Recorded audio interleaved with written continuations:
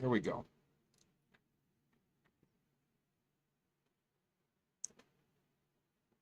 Let me put on my Chrome so I can open Twitch Manager.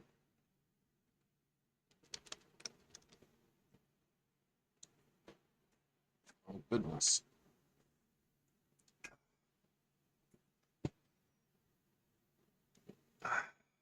Okay.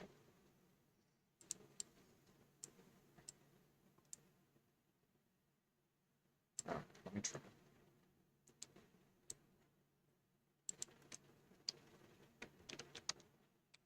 Not in the right mood just yet, but that's okay. I'll get there.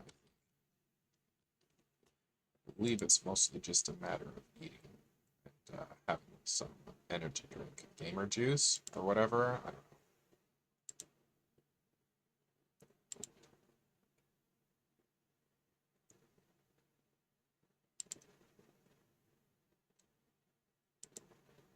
Okay.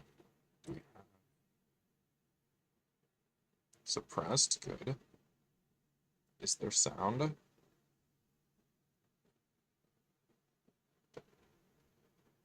move this so I can see it. All right.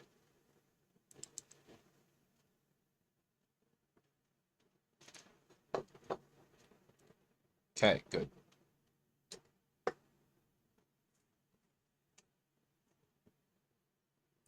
Well, I don't hear anything.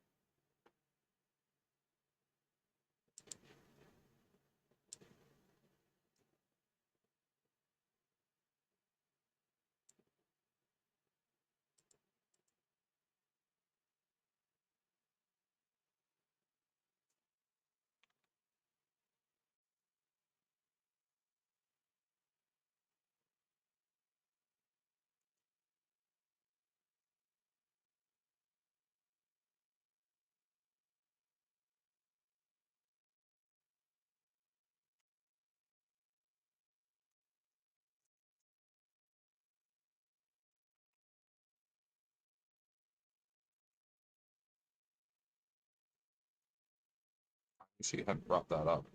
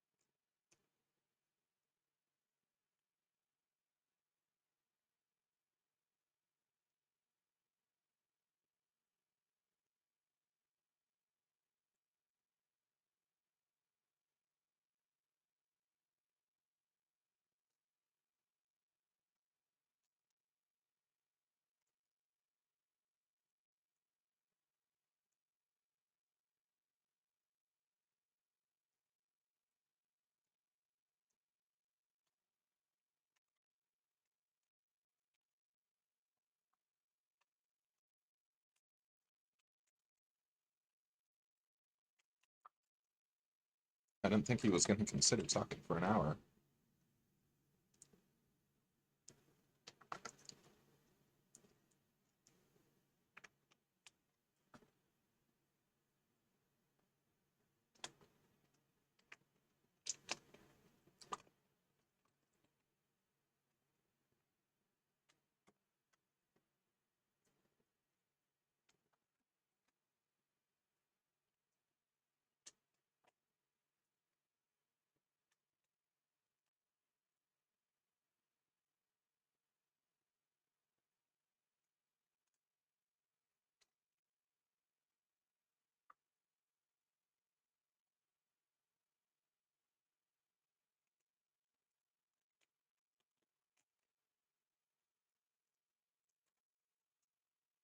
No, there's probably not a ton to talk about.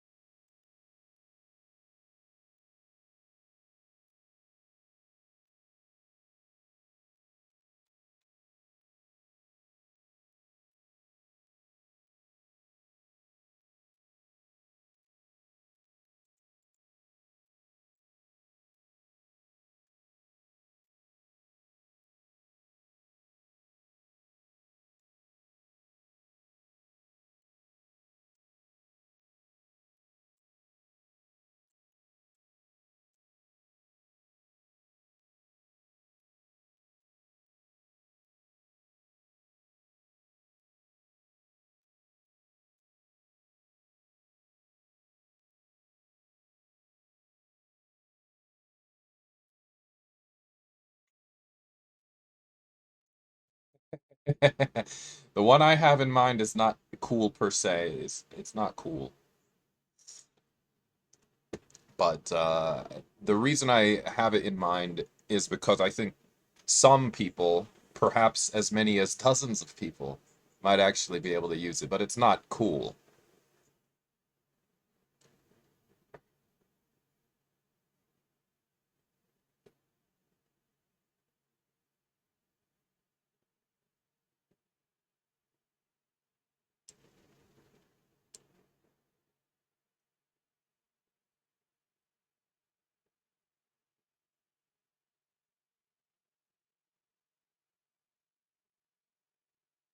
Does this thing expand?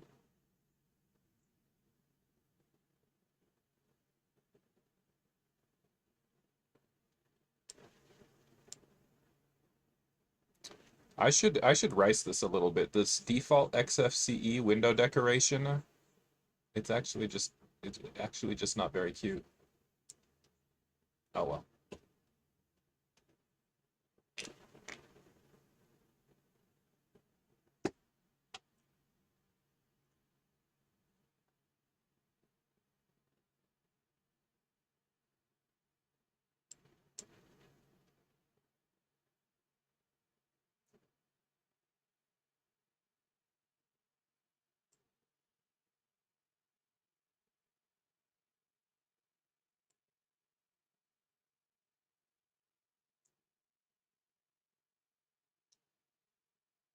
No, I'm just gonna post it online. It's not gonna be a big deal for them to figure out how to run it. If I get it done right, but I mean, if I don't get it done right, I'm just not gonna submit.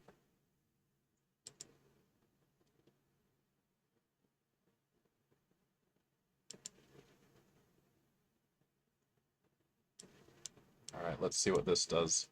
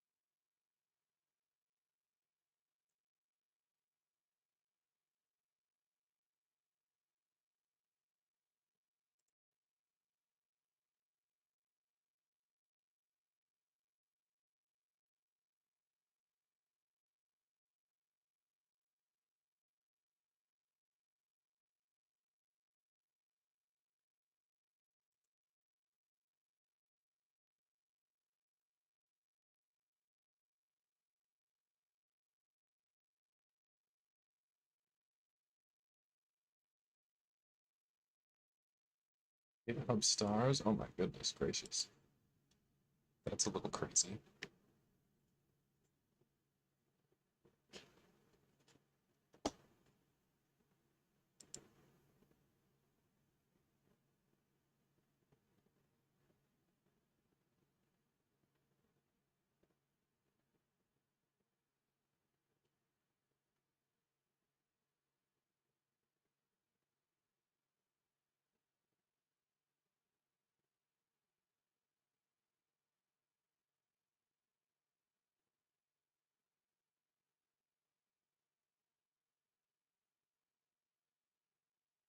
You do Node.js for both front end and back end web development? What are you saying, Few Canalan? Thanks for the chat, Few Canalan. If that's supposed to be a question, then no, you don't use Node.js for front end web development. Was it supposed to be a question? You can use it as part of your build process. So yeah. Oh, okay, yeah, it's no problem. Yeah, so if you look, we could look at one real quick. So if you look in here, right? Let me look in my silly internet repo. So these these source files are like user scripts, and so they do run in browser, right? But they're written in TypeScript. So if we just look at one, I guess, like the confetti. So it's very small, right? It just is using confetti from a CDN, and it's done in TypeScript. It's a TS file, but actually it doesn't even really have type annotations in it. It didn't really need any, I don't think. But basically, this is not complete, I don't think. Oh wait, yes it is.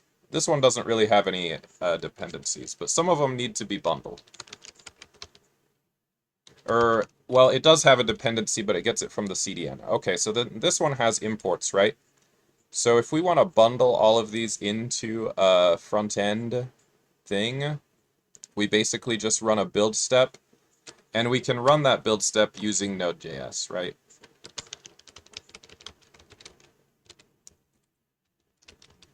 So in order to bundle, I'm running Node, and then my bundle script is in this bundle build.js. It doesn't do much, but yeah, you can use Node to bundle the front end, but like, it's not really like considered directly front end related.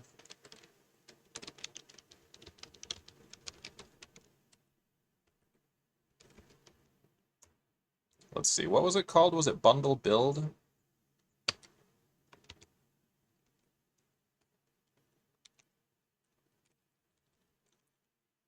So like this one,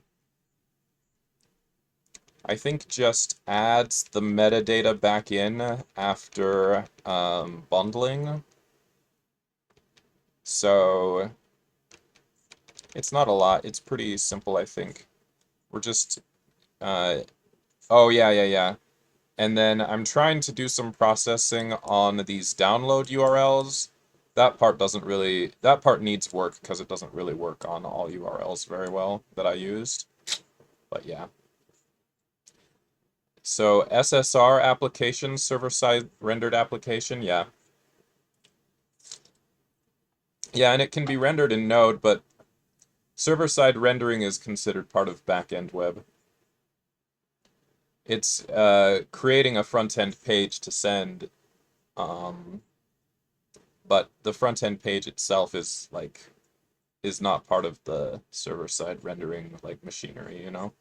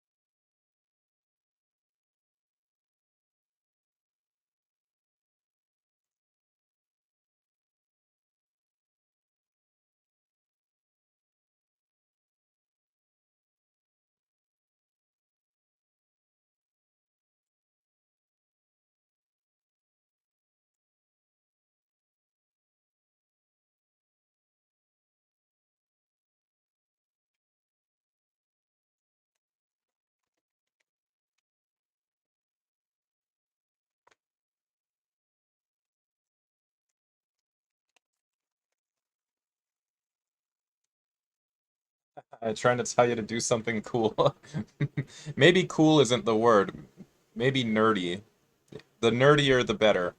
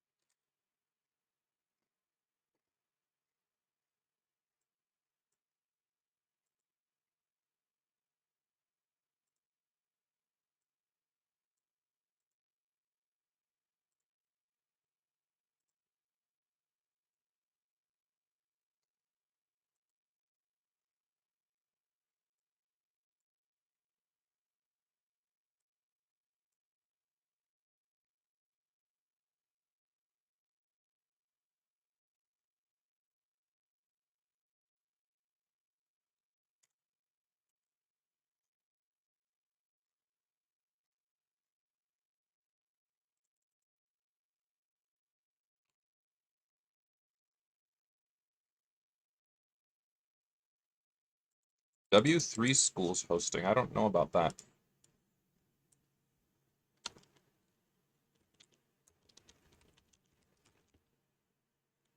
Web hosting.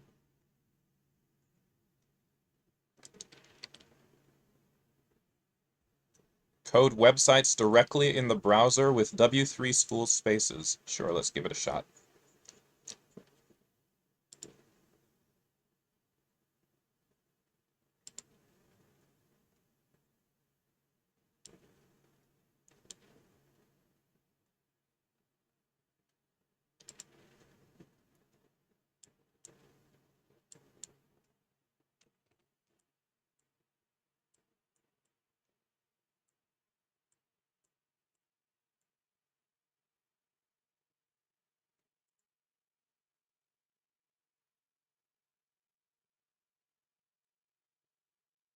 Wait, what is it? Okay. Name your space.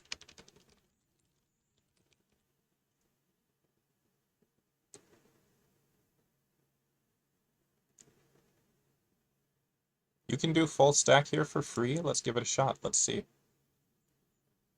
Okay, so these are like oh, what? So we have these templates. Interesting. Blank with Rust. Let's see what it looks like. Requires a paid. Why did it even show it when I already selected free?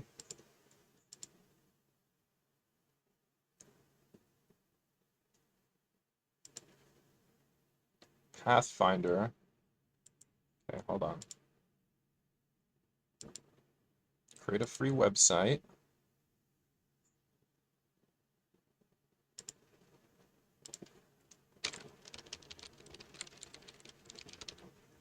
So I think any of these is probably going to be paid. Okay, so let's look at basic. Sure, let's just do this.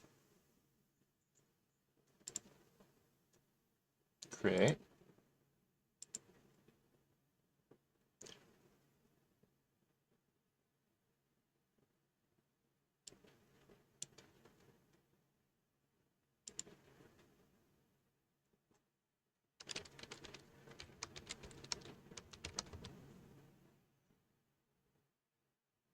I'm just going to copy this one and see how it looks.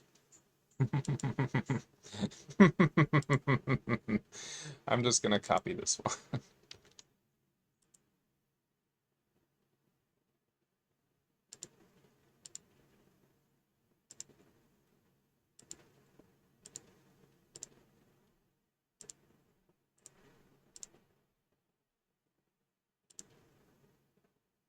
Where's edit?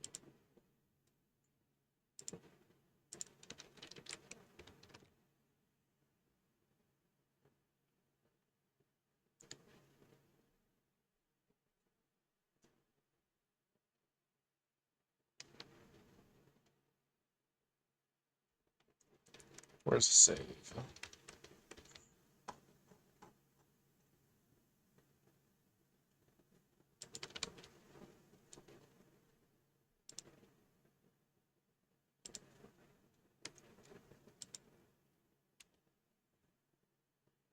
Oh, no, not that.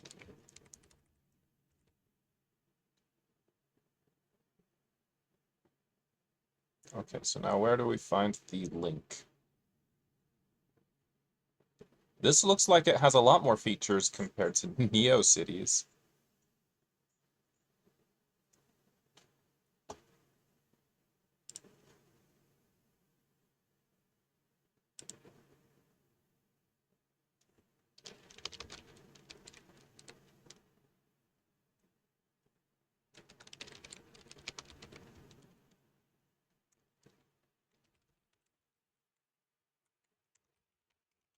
Is that what it is?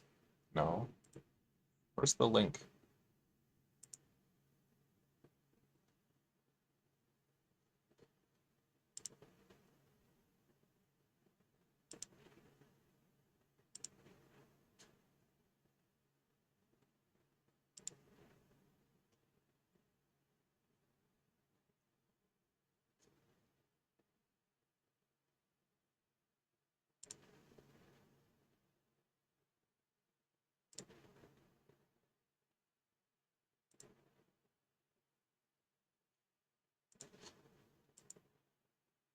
There,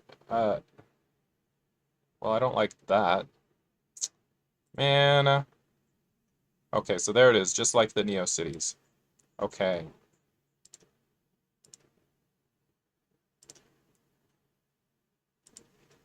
I I do think I want to know what they said there.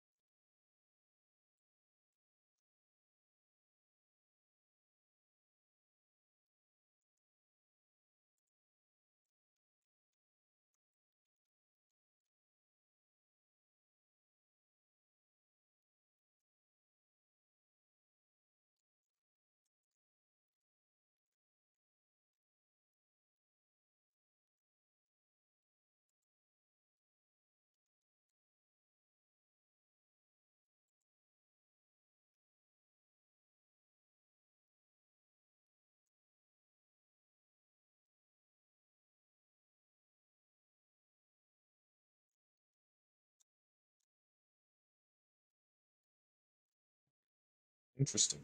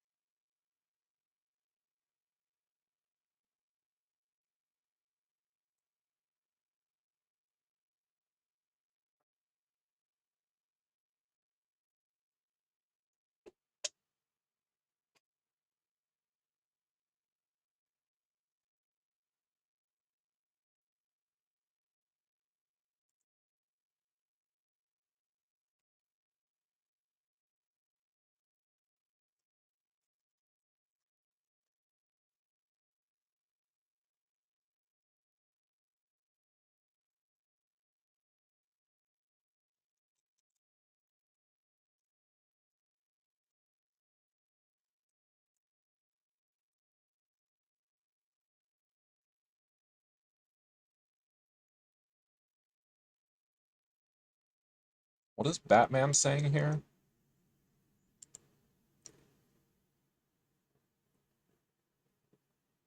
Hosting a server in a free hosting platform would be slow AF. Would you also try host the app by yourself even if there is already a hosted link? I don't know what do they mean already a hosted link?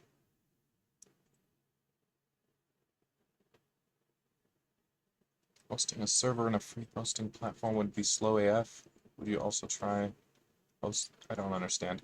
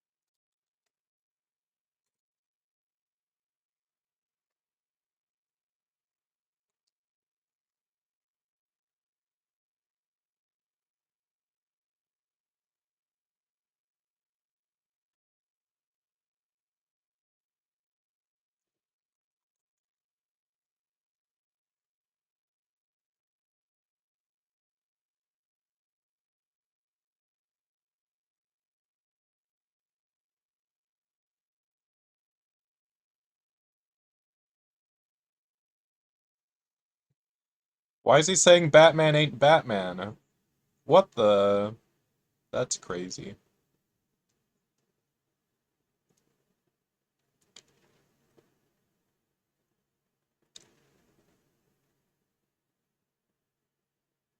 A Roblox game? That sounds based.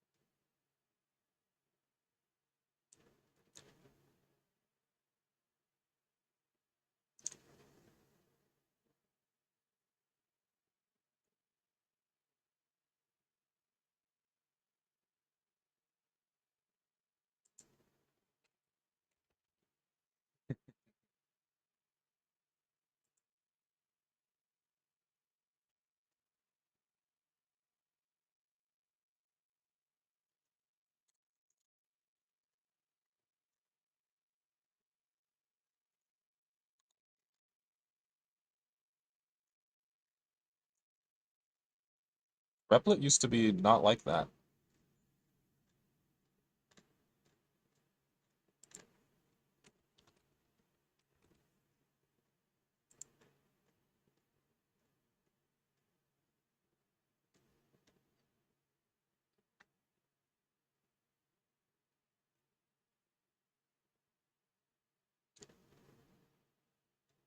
I don't, he didn't say anything about video.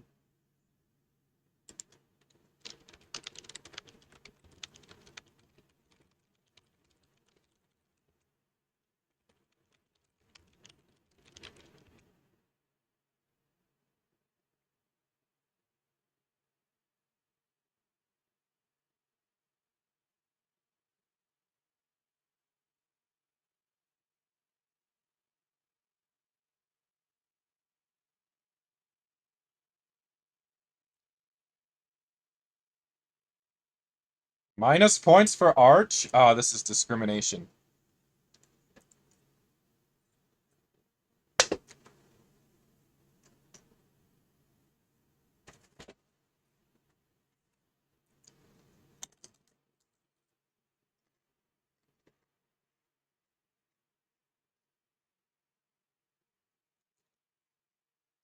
Mhm.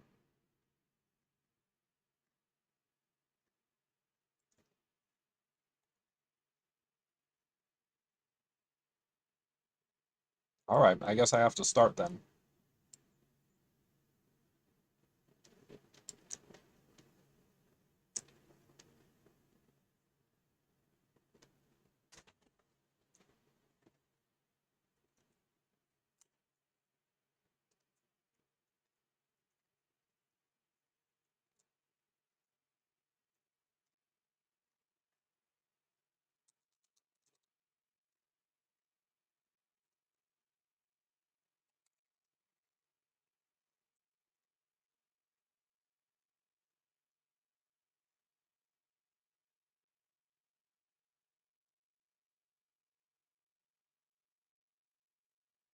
Let's take a look.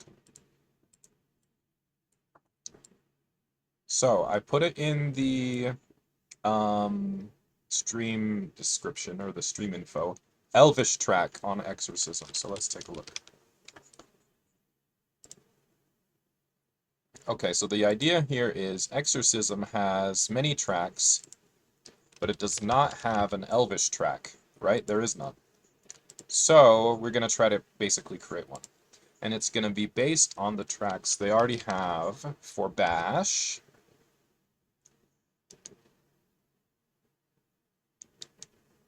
And Batch. Let's take a look. And PowerShell, right? Because those are the shell type languages they have basically already. I'm not going to worry about the analyzer because I guess I didn't click it. I'm not going to worry about the analyzer. But so basically we need to do two components. We need to do a test runner and then we need to do exercises. All right.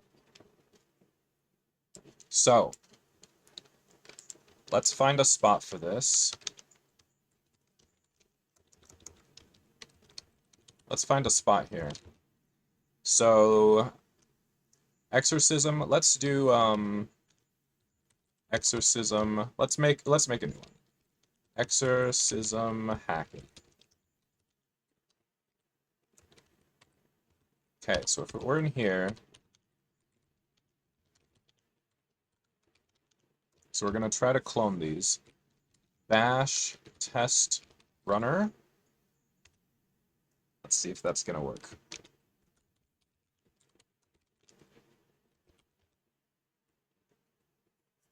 New release. Oh, okay. Let's give it a shot.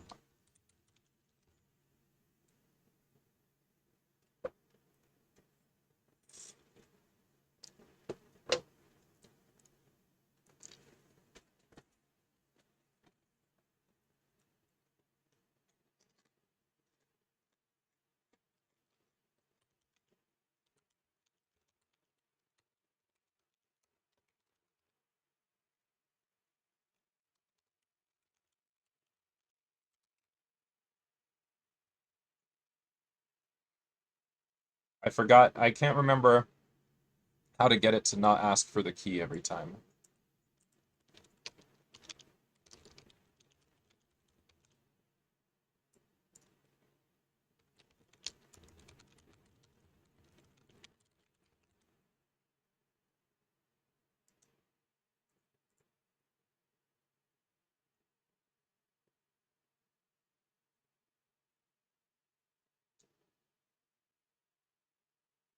Okay, let's try that.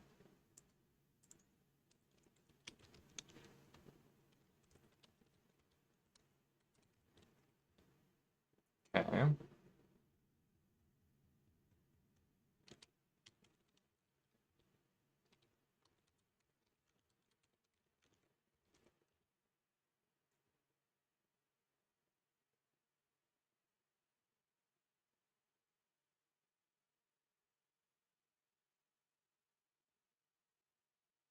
So it looks like that was fine. Let's see if it keeps asking.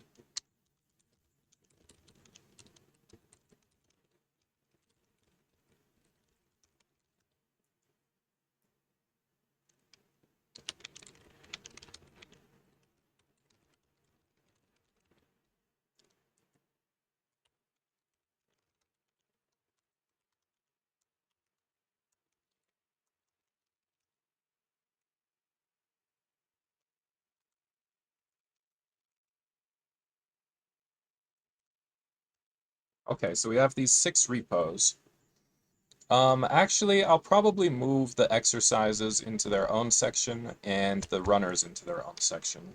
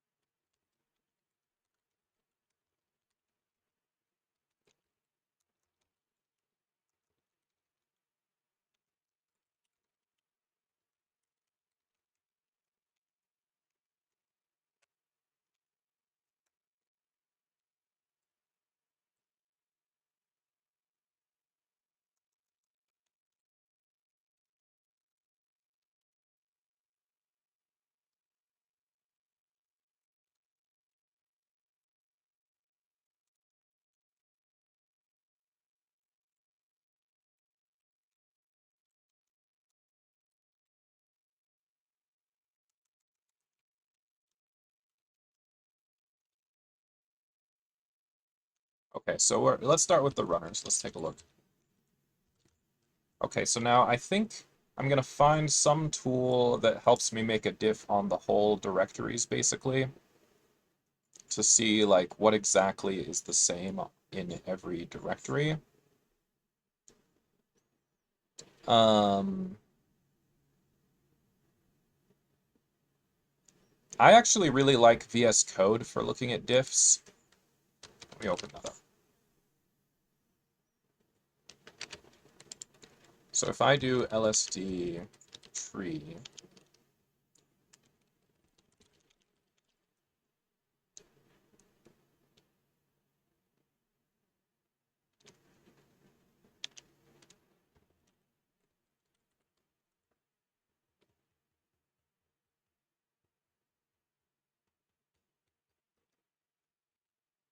okay, so now if I open this up, actually let me just,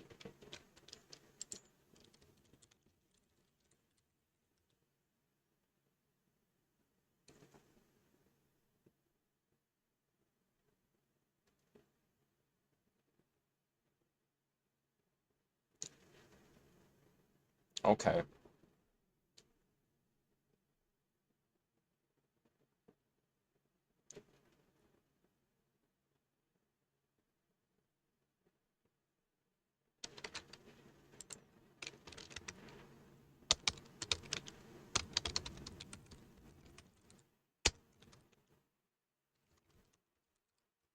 So we're gonna try to make one for Elvish, and we're just gonna go piece by piece, I think.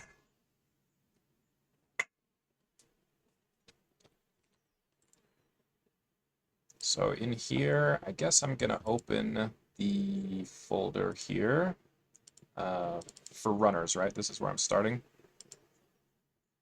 Oh, I guess I'll just hit don't save. Here, let's take a look. Whoops.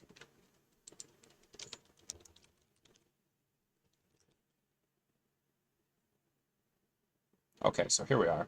All right, this looks better. Copilot.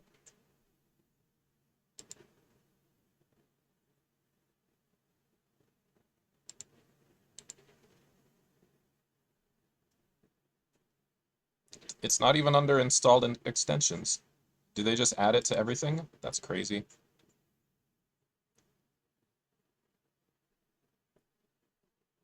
All right. Well, that's crazy, but whatever. So let's look at... Let's start with the license, maybe. Select for compare.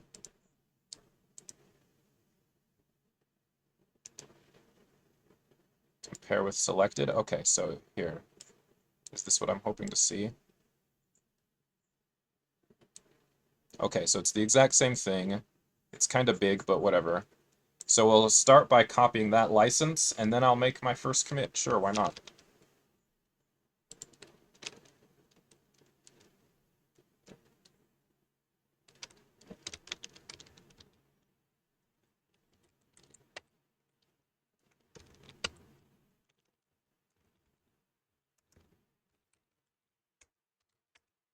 Okay.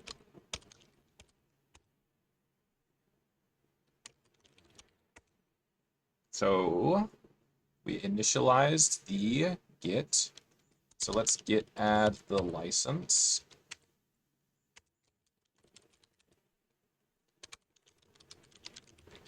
So this is init commit with license.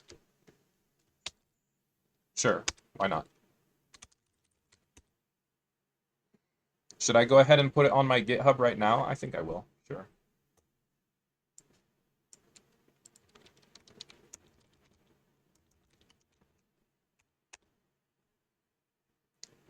New repository. So this is called Elvish Test Runner.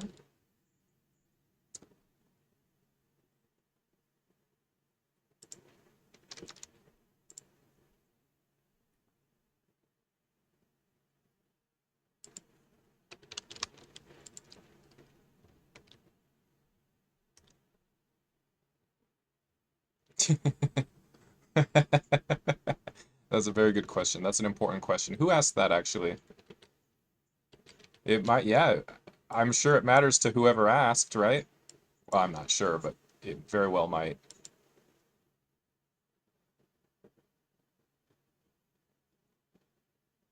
Who said the thing about the BIOS? I'm gonna have to brush my teeth soon.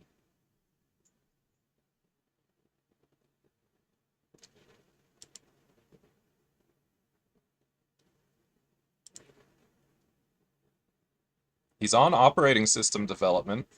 It probably does matter to this guy, right?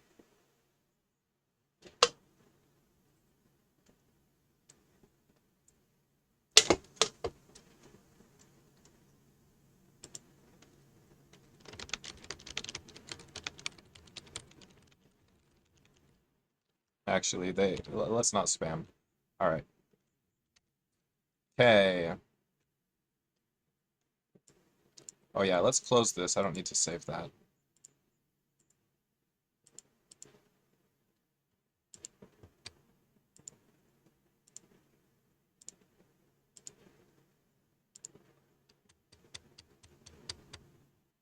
What is this one? Do I want this one? No. I haven't looked at that in ages. Whoa, that's crazy. Okay.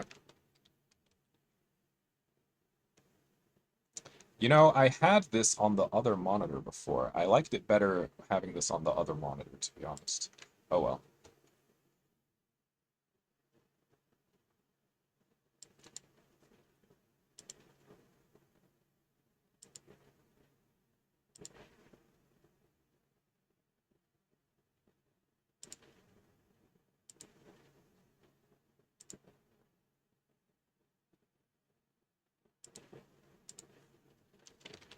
There, that's the way I like it.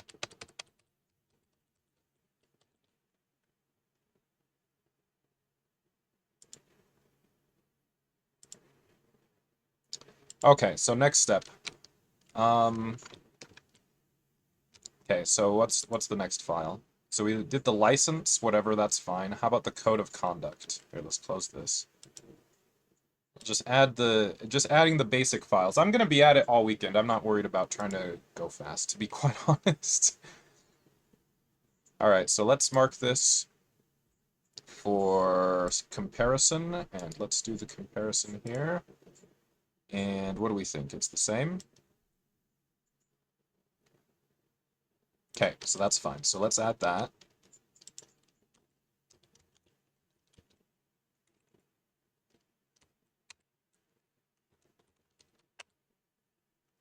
It's not a closed book test. Let's just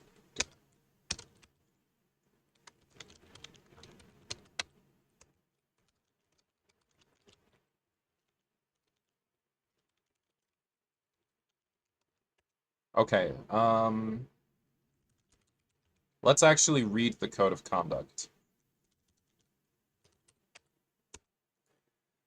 Code of Conduct, Introduction. Exorcism is a platform centered around empathetic conversation. We have a low tolerance for communication that makes anyone feel unwelcome, unsupported, insulted, or discriminated against. Okay, so that's based. Seen or experienced something uncomfortable? If you see or experience abuse, harassment, discrimination, or feel unsafe or upset, please email abuse@exorcism.org. Mail to abuse@exorcism.org. Subject 5B, oh gosh, COC. %5B. Are these the slanted quotation marks? I don't remember what they are. Here, let's look.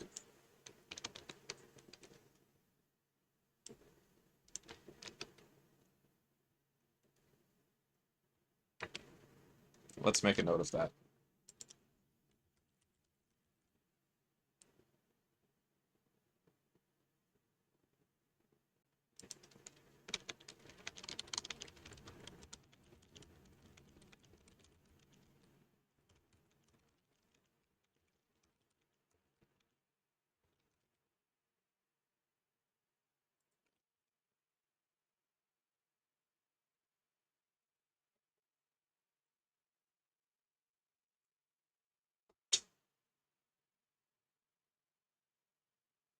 Does Arch... They already asked that!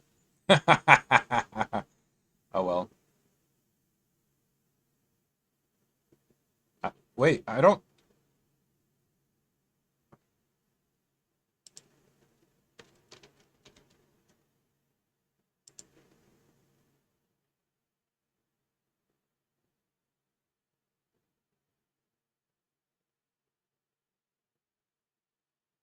Kyvie app. I don't think I know what that is, right? What's Kyvie app?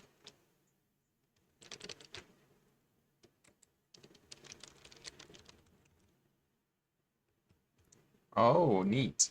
Oh yeah, okay.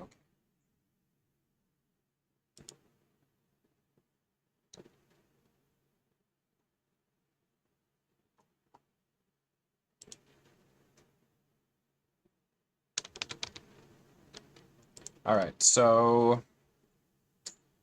enforcement, we actively monitor for code of conduct violations and take any reports of violations extremely seriously. We have banned contributors, mentors, and users due to violations. After we receive a report of a code of conduct violation, we view that person's conversation history on Exorcism and related communication channels and attempt to understand whether someone has deliberately broken the code of conduct or accidentally crossed a line.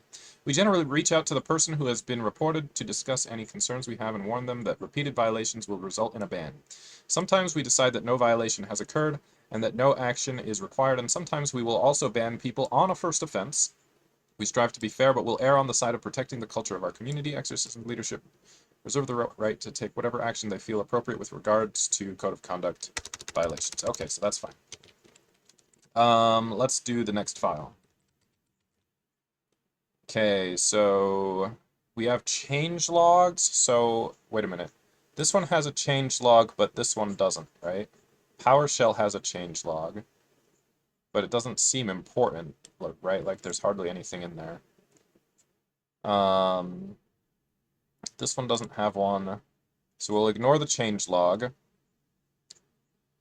Okay, so git ignore, that's something we'll have to consider. Git attributes. Oh, interesting. This is for PowerShell. That might not be a big deal for Elvish. Do they have anything like that for Bash? Oh, they do. Oh, wait a minute. Are they all exact? If it's exactly the same across all of them, I guess I'll just copy it.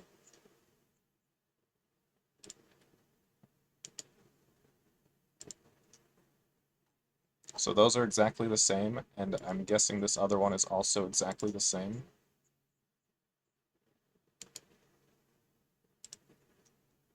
Okay, so let's just add that one in.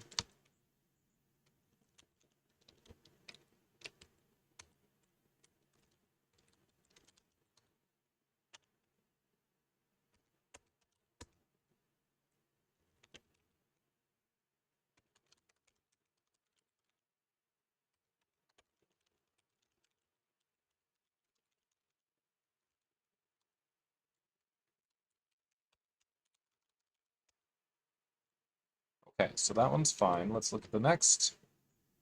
Docker ignore.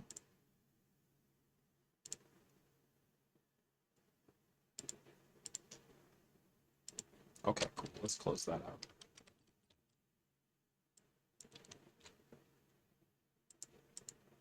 All right, so the Docker file. This one is definitely going to be needed. Okay, so we're going to do this one from PowerShell. And so they're going to use JQ apparently to run the tests. And I think this is going to be an important one, of course. So here are example tests. So here is the runner itself, I think, right? But I think they all need to have a run sh.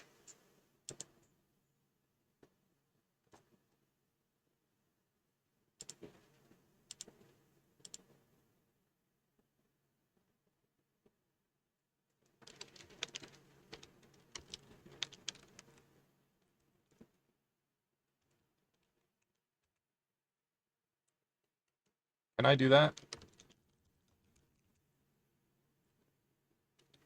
Oh, it would have to be... Okay, yeah, it's these ones.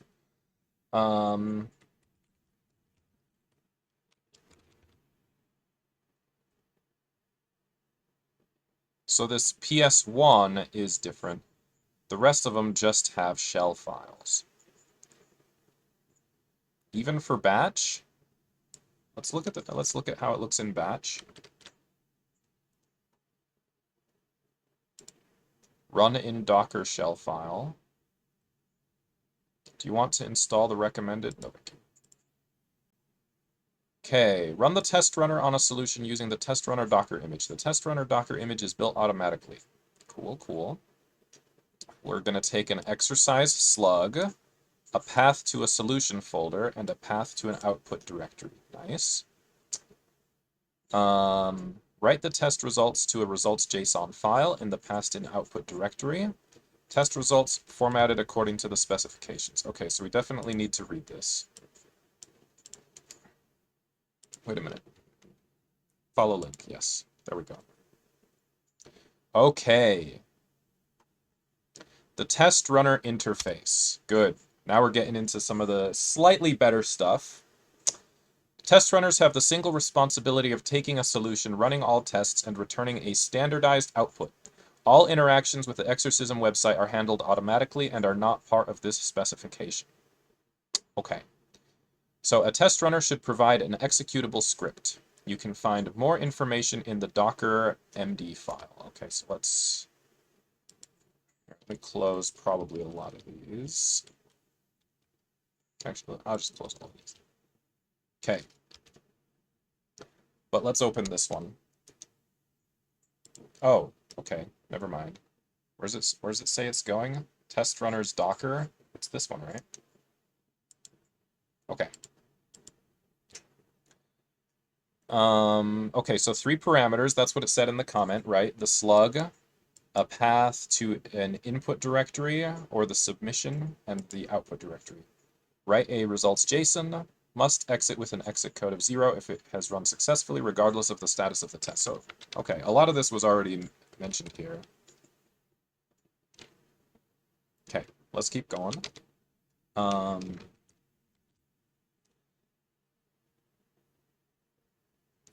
Allowed runtime. The test runner gets 100% CPU with 3 gigs of memory for a 20-second window per solution. After 20 seconds, the process is halted and reports a timeout. We highly recommend following our performance best practices document to reduce the chance of timeouts. Okay, let's see. Performance best practices document, which is, it says docs building tooling best practices.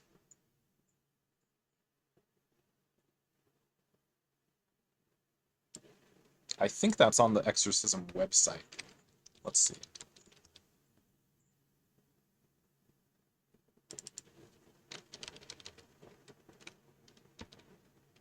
Docs tooling?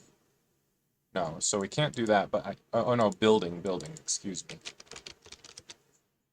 Okay, here we go. And so it was something about tooling is kind of where I started, right? Okay. And then it had a best practices. You should primarily optimize for performance, especially for test runners. This will ensure your tooling runs as fast as possible and does not time out. So this is important. So let's take a look. Measuring execution time often is a great way to get a feel for the performance of tooling. Make it a habit to measure execution time both after and before a change.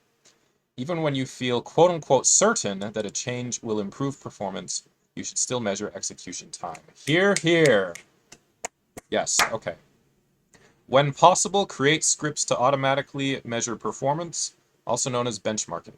A very helpful command line tool is Hyperfine. I don't think I've used this one.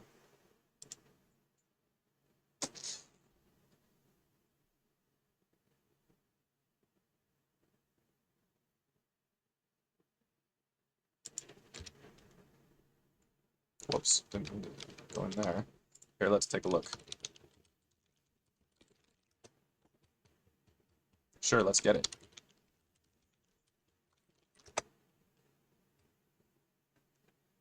Okay, so we'll let that come out. All right, so that's a useful tool that can help us. Feel free to use whatever makes the most sense for your tooling. Okay, we'll get there. Newer track tooling repos will have access to the following 2 scripts. A bin benchmark sh. So this is part of the generic test runner. Oh, wait a minute, wait a minute. Were we supposed to fork the generic test runner? It only has 11 forks, which is far fewer than the number of tracks, so I guess probably not.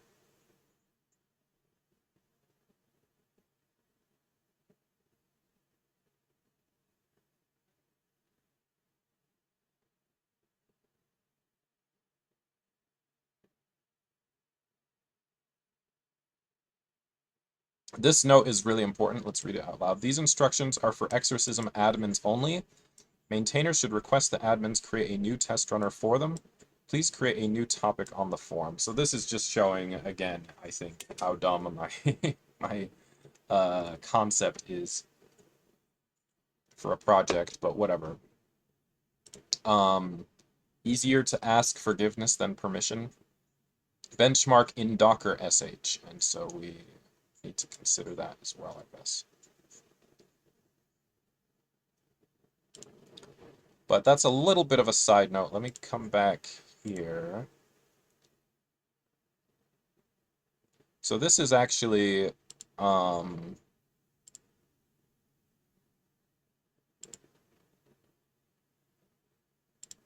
creating a test runner. So check our repository list for an existing test runner to ensure that one doesn't already exist. So we did check that, right? We checked and there's no Elvish, there's nothing for Elvish. Scan the contents of this directory. Let's take a look. To ensure you are comfortable with the idea of creating a test runner. Oh, I'm certainly comfortable, I think. Where was that linking us?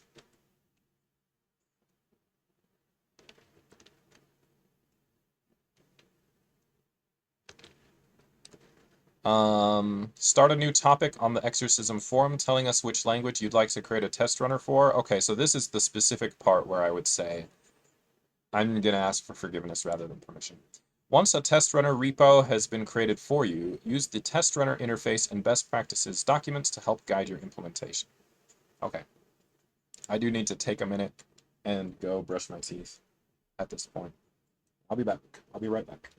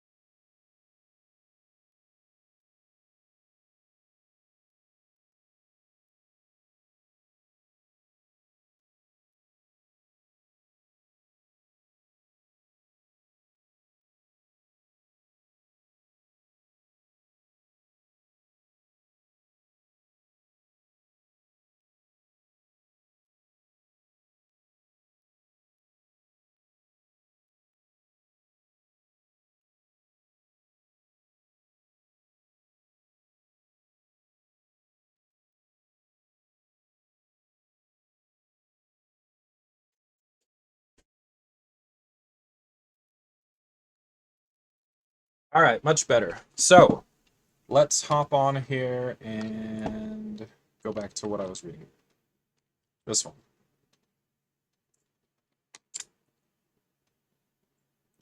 All right. So it was a little bit of a side note. Let's get into the good stuff. Output format. The following fields are supported in results JSON files. Top level, a key and a type. Wait. Okay, so a version number. A version number. Required version number. So there's a version 1 for tracks which test runner cannot provide information on individual tests. 2 for tracks which test runner can output individual test information. Minimal required version for tracks with concept exercises. I'm not planning to attempt any concept exercises for my track, at least not for now.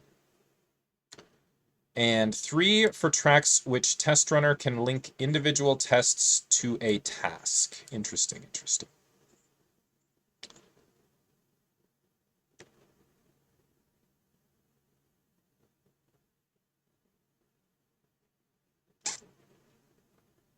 Not gonna lie, I hadn't thought about that difference in the different test runners. And I'm not sure which one I necessarily want to go with to start. I mean, I'm pretty sure I want to output individual test information. This one, I'm not sure that's something that I've seen. Test runner can link individual tests to a task. I think I've seen that. So I want to try to probably go for version 3, but minimally I think version 2, because if it can't provide information on individual tests, that's kind of lame. I think a lot of the tracks I have seen this, and I just didn't give it much thought. Okay, so status, and this could be 1, 2, or 3 again. Oh, wait. Hold on. Oh, okay, so this is in all versions. Pass, fail, error.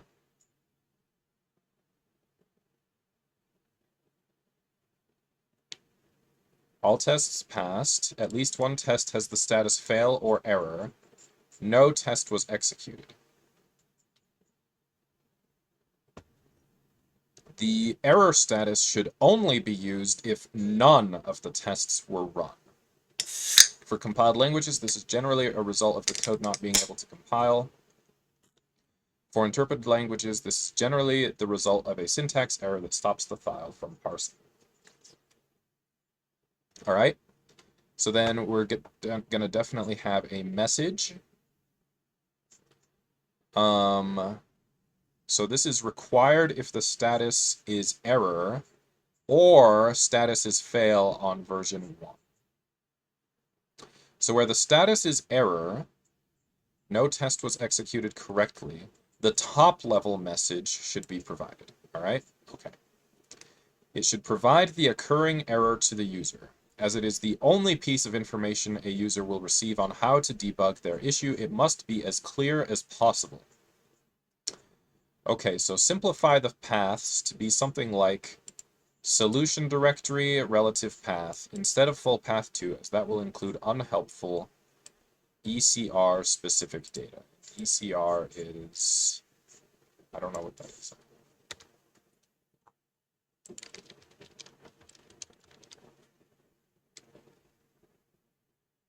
Okay. When possible or applicable, collapse non-user code stacks. Okay. Never show call stacks without context, i.e. the error message. Don't change the error message if possible, as it will make it easier to search for the error. In Ruby, in the case of a syntax error, we provide the runtime error and stack trace. In compiled languages, the compilation error should be provided. The top-level message value is limited to 65,535 characters. The effective maximum length is less if the value contains multi-byte characters. When the status is not error, either set the value to null or omit the key entirely. Okay, great. So tests is not part of version 1 because version 1 does not provide information on individual tests. So we're going to make an array, and it's required if the status is not error. This is an array of the test results specified in the per test section below. Good. The tests must be returned in the order they are specified in the tests file. For languages that execute tests in a random order, this may mean reordering the results in line with the order specified in the test file. Okay. The rationale for this is that only the first failure is shown to students, and therefore it is important that the correct failure is shown. Because tests are generally ordered in the test files in a TDD way, and because for practice exercises the students see the test file in the editor, aligning the results with the test file is critical. Okay, good. Okay, so per test. So we're going to show the name, and that is required. Name of the test in human readable format. Test code. Required if exercise is concept exercise. Let's see. So this must be present for concept exercises and should be present for practice exercises. The difference in this requirement comes from that fact that students are not shown the tests in concept exercises, so solving the exercise may be impossible without the test code being shown, whereas the tests are shown for practice exercises. Great. So this is the body of the command that is being tested. For example, the following Ruby test, here we go. So test duplicate items uniques list. So we show the cart has some things added, and then we're going to say that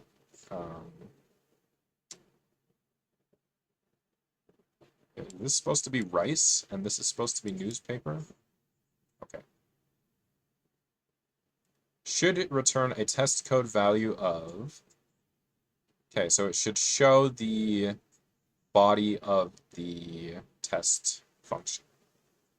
Line breaks replaced by escaped line breaks to make the JSON valid. Okay. Status. Key status, type, string, presence required. The following per test statuses are valid. Pass, fail, error. The per test message key is used to return the results of a test with a status of fail or error. It should be as human readable as possible. Whatever is written here will be displayed to the student when their test does not pass. If there is no test failure message or error message, either set the value to null or omit the key entirely. It is also permissible to output test suite output here. The message value is not limited in length. Okay, output. The per test output key should be used to store and output anything that a user deliberately outputs for a test. It should be attached to all test results that produce user output. Only content outputted by a user manually should show, not automatic output by the test runner. You may either capture content that is output through normal means, puts, print, debug, writeline, or you may provide a method that the user may use. For example, the Ruby test runner provides a user with a globally available debug method that they can use, which has the same characteristics as the standard puts method. The output must be limited to 500 chars, either truncating with a message of output was truncated, please limit to 500 chars, or returning an error in this situation are acceptable. All right. Then a optional task ID for version 3. Link a test to a specific task via the task's ID, which is the number used at the start of the task heading. Only link a test to a task if it can be linked to precisely one task. Okay. At the moment, only concept exercises have well-defined tasks that you can link tests to, but this might change in the future. For example, consider the following instructions MD file. All right, so there's a number 1 here, and there's a number 2. So these are separate tasks in the lasagna exercise, right? The lasagna concept exercise. So 1 is define the expected oven time in minutes. 2 is calculate the remaining oven time in minutes. So then the results JSON file could then have an entry like this. So we put the name and the status and the task ID here. So that is for this. And then, so then they have this that failed. This test is now linked to the first task. Define the expected oven time in minutes. Note that the name does not have to match the task's description. Okay, good.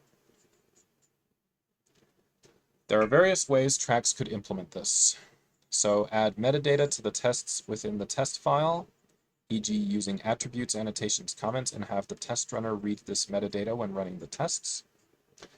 Store the test name / task ID mapping in a separate file, like the exercise's meta config JSON file, and merge this information into the generated results JSON file. Okay. So for my purposes, I do not have any plan to try to add concept exercises, at least not for now. So there's probably no need and no real reason for me to worry about that for now. So, okay, so a v1 results JSON file example. So this one failed and they had a message where something was expected 42, actual 3, I guess. v2, so now that we show actual tests, just 1 in this case, but just as an example, test that the thing works, but it came out fail, and so some wrong number came out, and debugging information output by the user would be there, and test code. Cool, cool. And for v3, they would additionally add a task ID. Okay, almost at the bottom. UI UX concerns on test failure. When a student's solution fails a test, it should display something like test code, test result.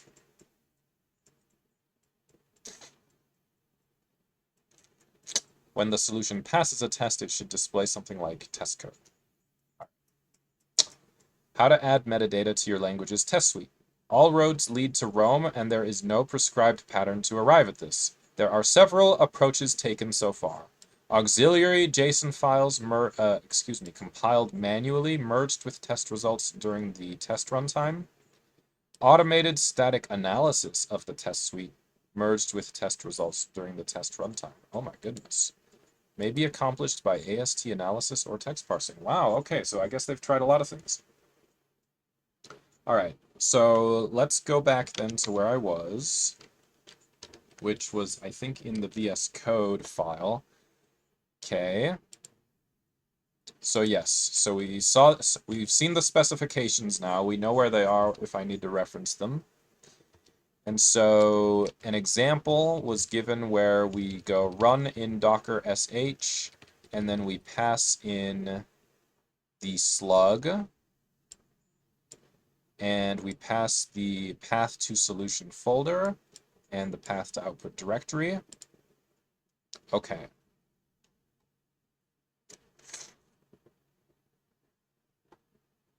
All right, so the next question is this the same? Does this look like it's going to be the same? I'm on the batch test runner. Is it going to be the same as the bash test runner? A lot of these parts probably will be the same. Let me see if I can spot a part that looks like it might be different. Looks like that would be the same. It looks to me like that would be the same. Ah, so here they have the name of it hard-coded, so that of course would have to be different. Run the Docker image using the settings mimicking the production environment. Yeah, so here it is hard-coded again, but other than that, it looks like all of this would likely be the same. So let's make the comparison. So let's select for compare and look, this is the batch one, right? No, which one is this?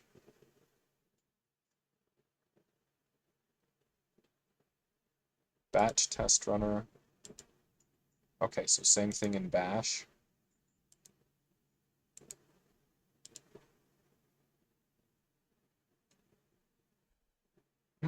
Interesting. So this one takes an absolute path for whatever reason.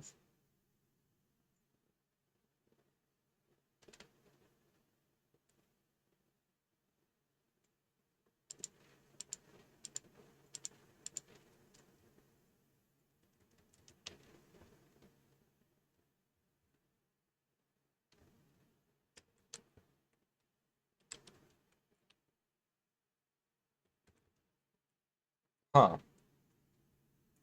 So they set E down here instead of at the top. Okay, this is all just comments, so it's really not any different.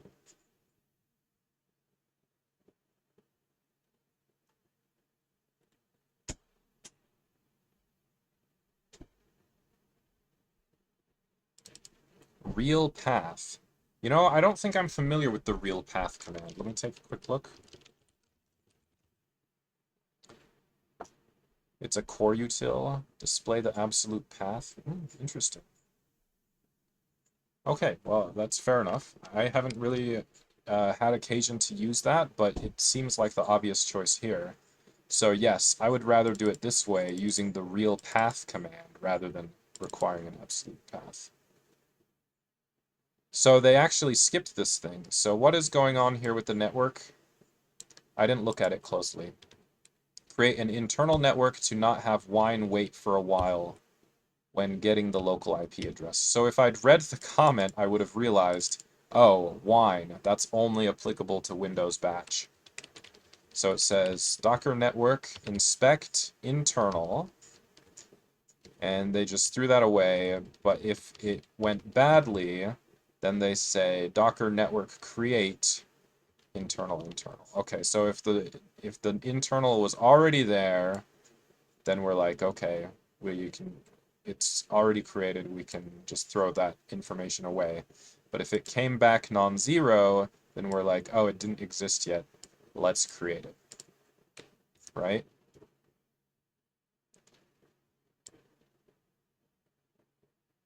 So with Elvish, we're not going to be using wine, so we're not going to worry about this, at least not at first.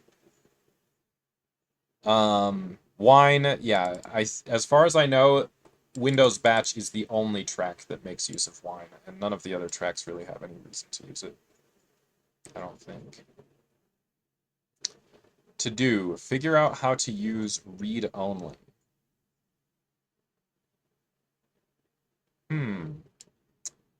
So yes, they did do this pretty differently. So apparently, so this one has read-only,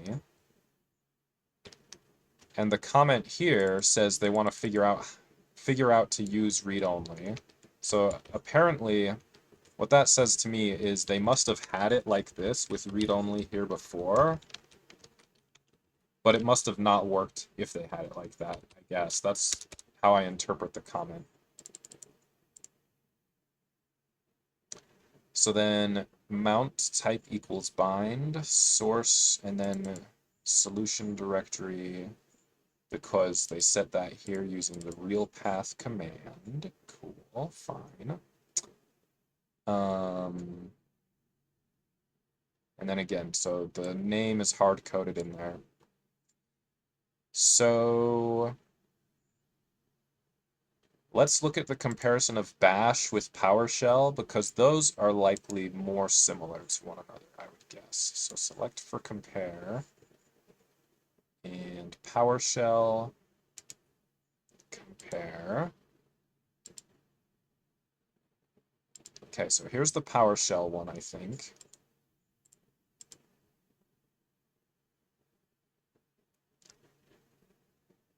Wait a minute, is this still the Bash one? Or the Batch one, excuse me. Okay. Select for compare. Okay. Not Batch. We want Batch.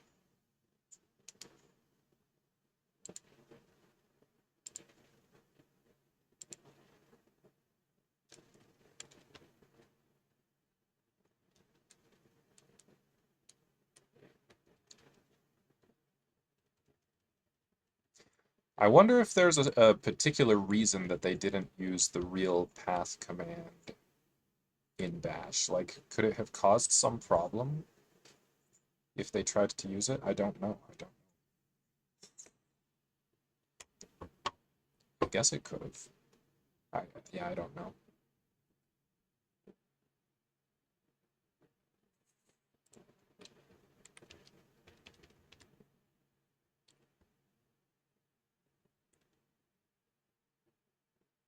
So I think this PowerShell one is the one that I'm going to want to use as a base.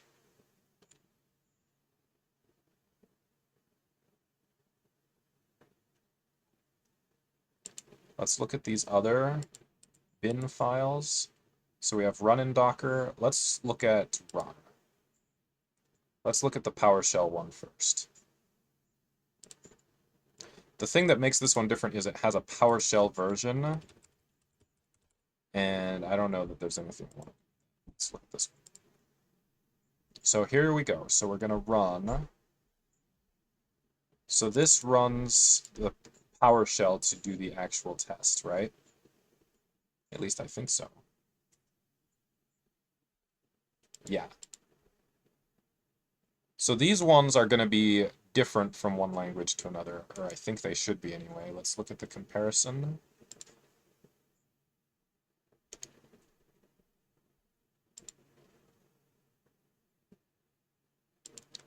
All right, so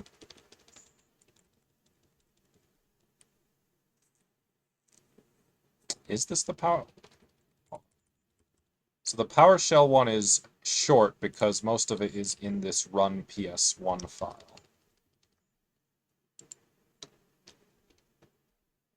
This one is long because everything is here. And there's really not even very much that's the same.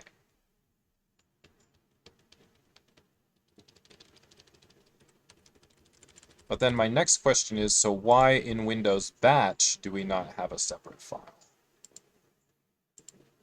Let's see how they did it here.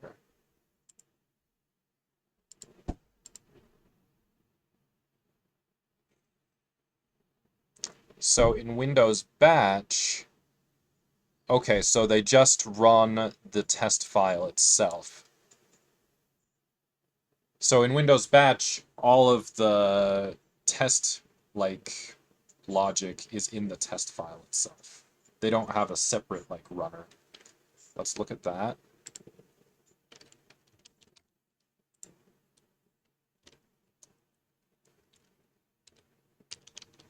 Here, let's code.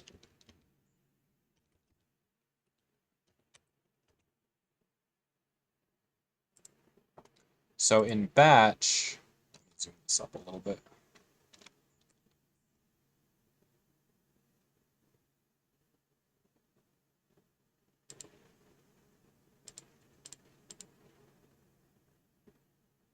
Did I do darts? So this test file, all of the test runner logic is actually in here somewhere, I believe. Right, so initialize, resolve status, check if the result is correct, right? Assert. So they use call, and then they assert, and then they pass two things in. And it checks if they're the same. Check if standard out equals expected.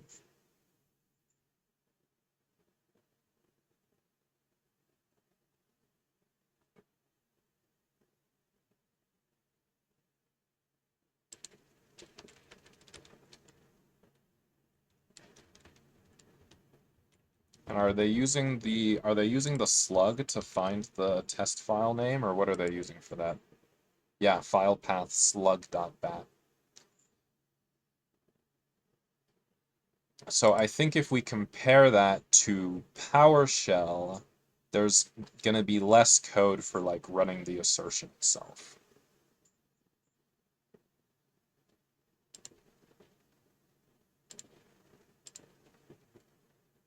So let's look at the same one, the darts. Yeah.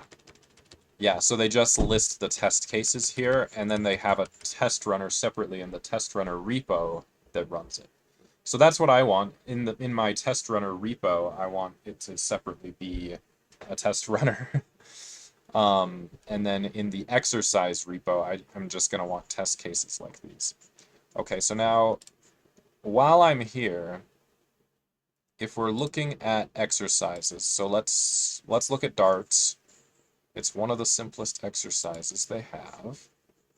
And so here's what they've got in there. They've got docs with instructions. All right. And so that's fun. How close is this? Wait. Oh, wait a minute. So I guess this instructions markdown is used to create the README markdown, right?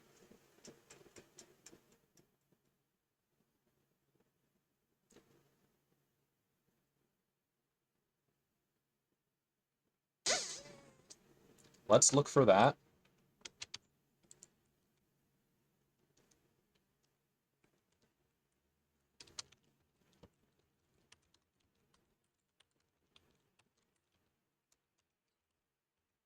So the README here, I guess it must be generated for... What are these weird files in there? 125 and 100? What did my solution do those? I think it must have. What the heck did I do? I must have done something strange. Oh well. Is there anything in that file? 16.25. Oh, that's crazy. All right, well, anyway, so in the README, it says, welcome to darts on the Exorcisms PowerShell track. So this part is tacked on onto all of the different exercises before the instructions, right?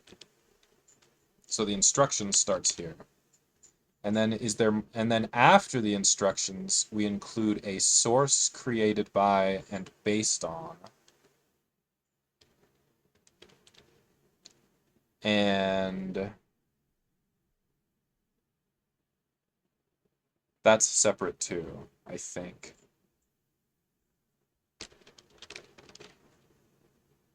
So the credit is here, source and based on. Interesting.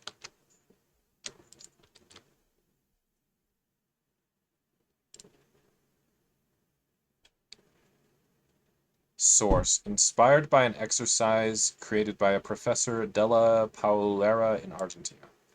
Blurb, calculate the points scored in a single toss of a darts game.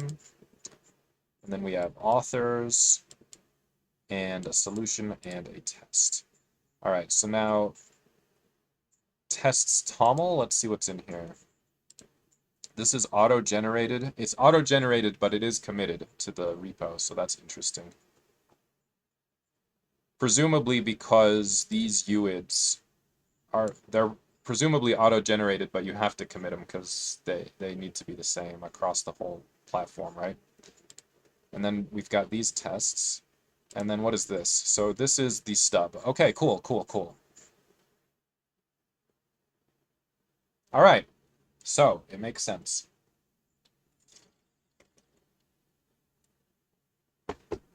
All right, now I have to sit back for a second and think about exactly what my next step is.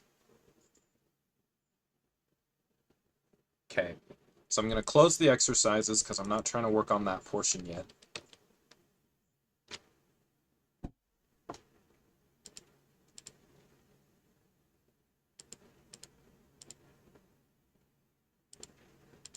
So here, in the PowerShell test runner,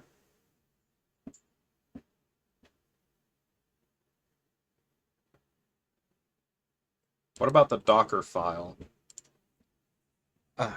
So the Docker file is going to be different in each one. Okay, I do feel like I should probably do that as maybe the last one. What's in append labels? Repository-specific labels that augment the exercise-wide labels defined here. Okay, let's take a look at that. What is this? Org-wide files. So yeah, these have to do with the GitHub organization or whatever, right? Let's not worry about that.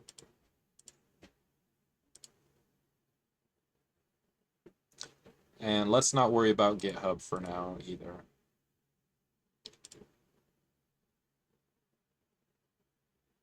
Okay, so here's a question. Do they all have all of these examples? Oh, interesting.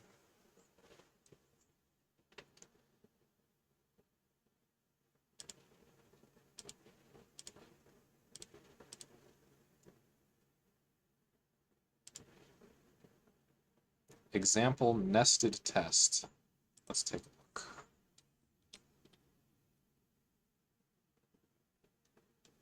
Passing tests. Failing tests.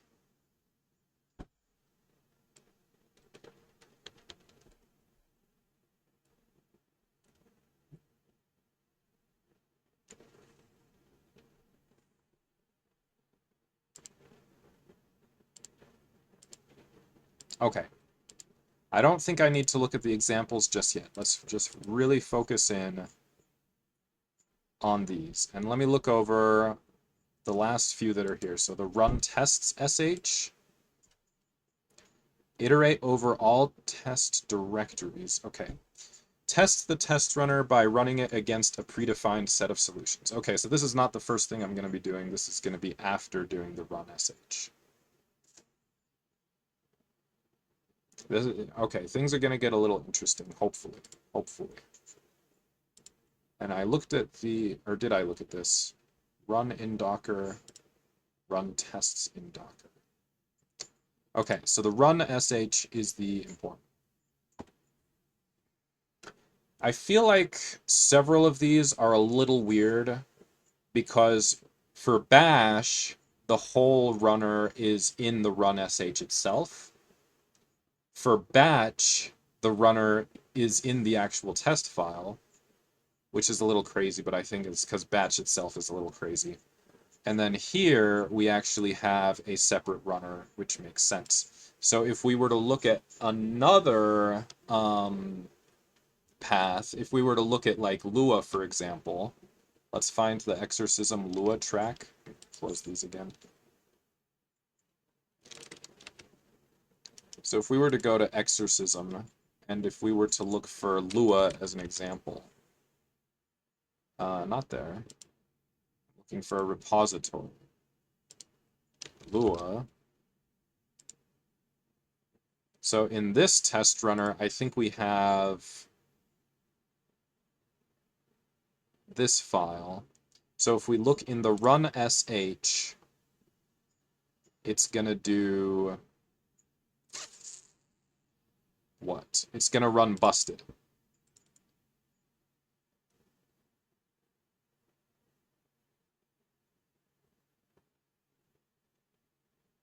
So that makes sense. Then what is here?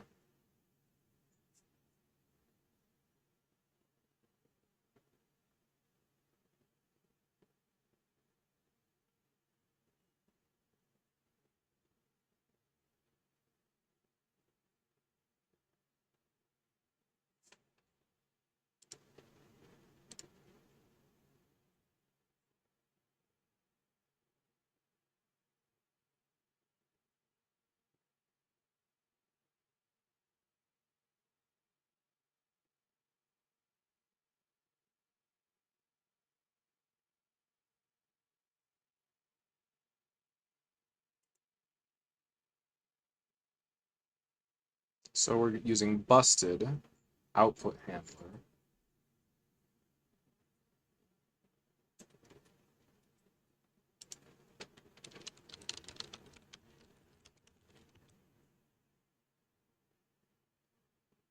So in run tests, it's gonna do test result compare.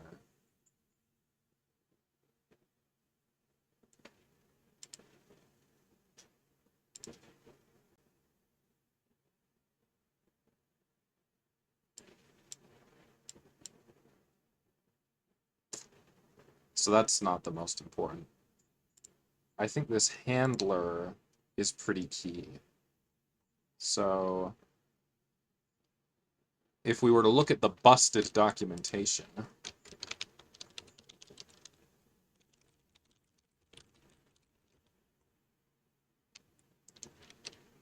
so here's busted, and then you pass it an output handler, it looks like. Let's see.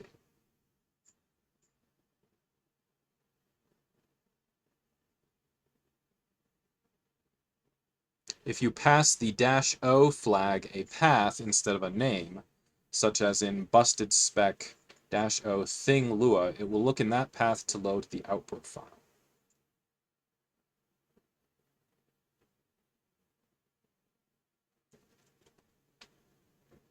And in the run sh, that's what they did, right? -o, and then they did this output handler, which was the exorcism Lua.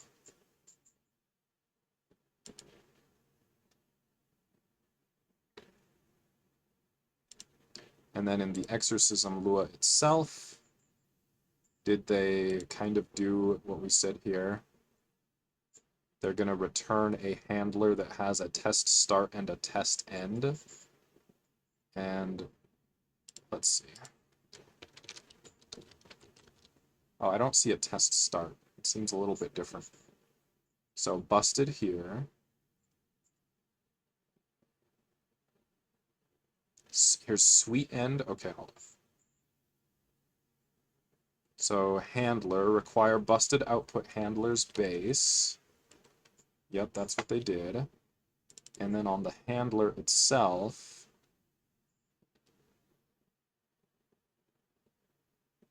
they have a sweet end. So that's not what was shown here, but I guess it's just a different one. And then they did a subscribe. Okay. So anyway, Lua is not the point.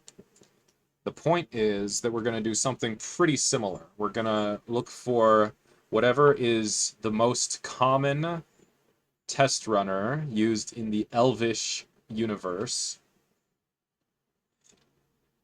And we're going to use that. I don't know what it is, and in fact, I've never used Elvish before. That's part of the challenge, right? It's to try a new programming language. I've looked at some of the docs and stuff, but I've never used it. I don't think I have it installed. I don't know what the test runner is going to be. So, let me take 2 minutes and come back and start on that portion, which is going to be the key. I've already been here close to 2 hours, but this is going to be the first thing where it gets hopefully a little more fun. I think that's like the 7th time I've said that. Okay, 2 minutes. Be right back.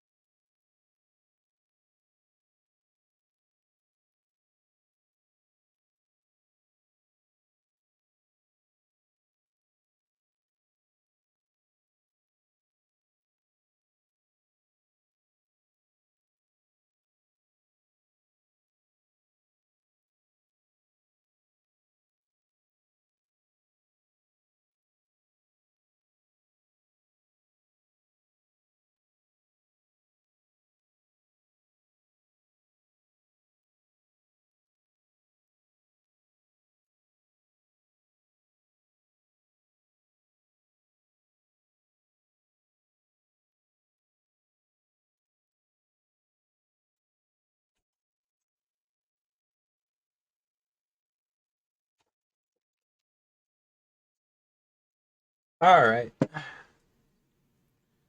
Okay, let's have a look. So we're looking at the Elvish programming language.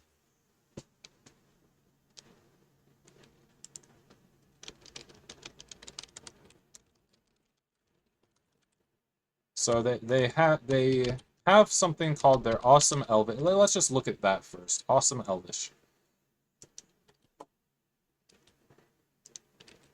Even right here, like this is the front page, and they link to the awesome Elvish right here under more resources, right? So it's this thing. Okay. So there are, let's see, packages with the Elvish package manager. Nice. Modules. Install the package that contains it, usually just the Git repo with EPM. And then let's see, external tools that support Elvish. Okay. Prompt themes, completion scripts, editor support, terminal integration, general libraries, maybe? Let's see, alias. It might be past general libraries. Are more awesome. Okay, hold on. Fast alternative to CD that learns your habits. Supports Elvish. Documented RC-Elv file. User-friendly, productive, and cross-platform Elvish configuration. Okay, so these are like dot files. What is this one? Xcommand, a vast and interesting collection of tools guided by the Unix philosophy with support for Elvish. Bring your dot file commands to any shell. This one sounds kind of intriguing. It's a total side note.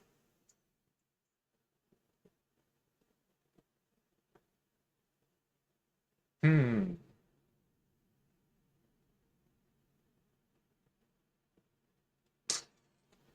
I may need to come visit this later. Intriguing, intriguing. All right, so test anything protocol for Elvish, right? So that sounds like something relevant.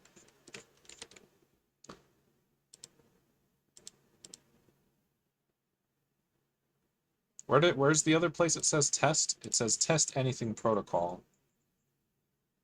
Do they have, let's see. So if we look at any of these, so Elvish libs here, do they have like an actions runner? No.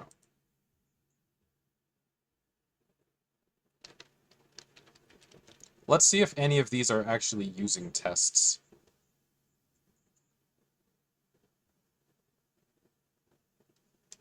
Like, what about this one? Is this using tests? It's under Elvish libs. What about,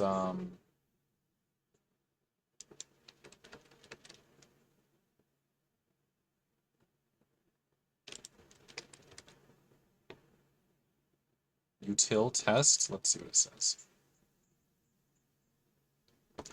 Elvish modules test, Elvish modules util. So one thing we can notice about the Elvish programming language is the ecosystem is smallish, right? That's fine. And also, like, for sure, like, I'm not totally sure what the um, test runner that I should use is. So they're running this, right? So maybe we should roll our own. Let's see here. No commenting in here. Seems pretty clear though, right? So upon seeing this, it does make me think that the move is perhaps to just kind of roll our own tests, right? And we can probably come up with something comparable to this. I don't know. I don't have a lot of confidence in that. Let's see if there's anything else. So let's actually look at this test anything protocol.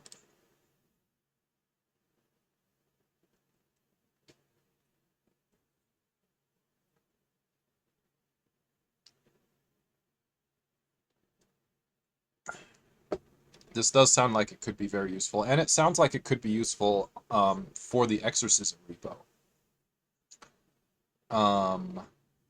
It also sounds unnecessary.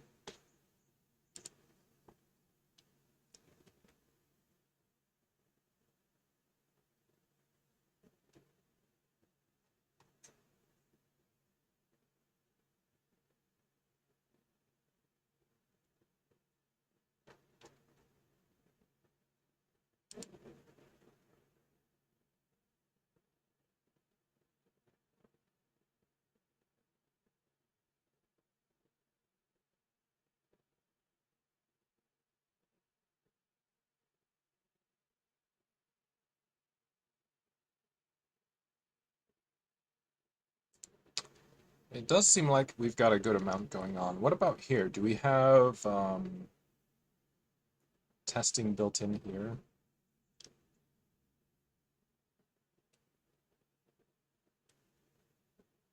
Tutorials.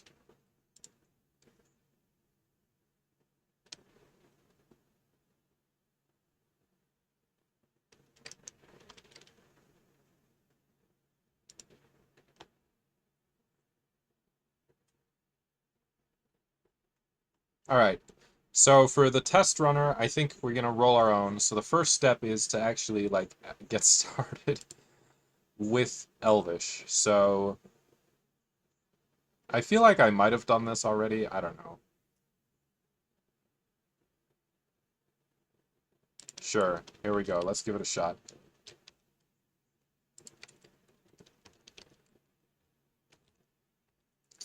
So um it does feel like a crazy, crazy and kind of insane concept for a project since like I don't know anything about Elvish. I just pretty much just like the name and the concept. I feel like it would be cool to add a hipster shell language to Exorcism, and I mean, I don't know if Elvish is as good as any. I don't know if it's as good as like New Shell, but or Fish maybe.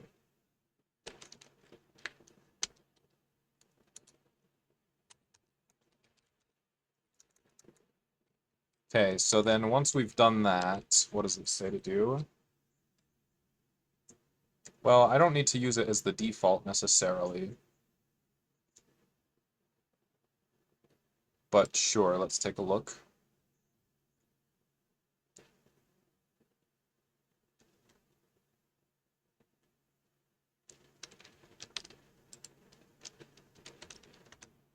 So if we run Elvish, then here we are. So we're at the Elvish shell, and we can now try out some of these things that are discussed on here. So let's try a few of the quick basic tutorials. I'm just going to stick them here on the other monitor for a second.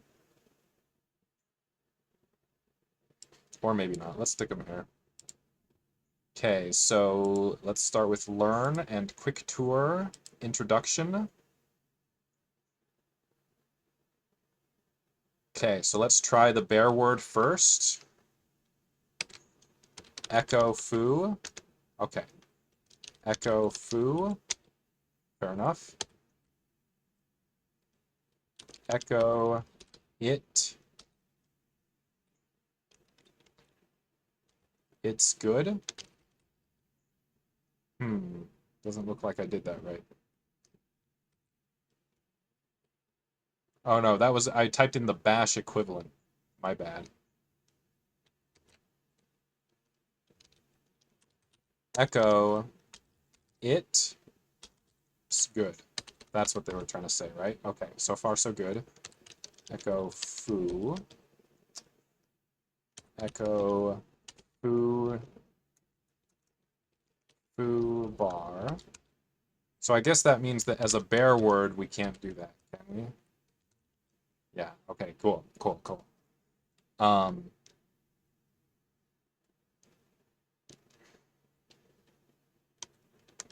then what's this next one saying?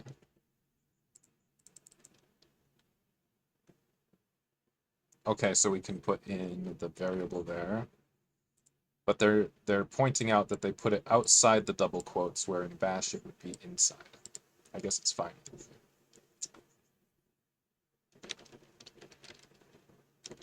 Echo foo, no, foo.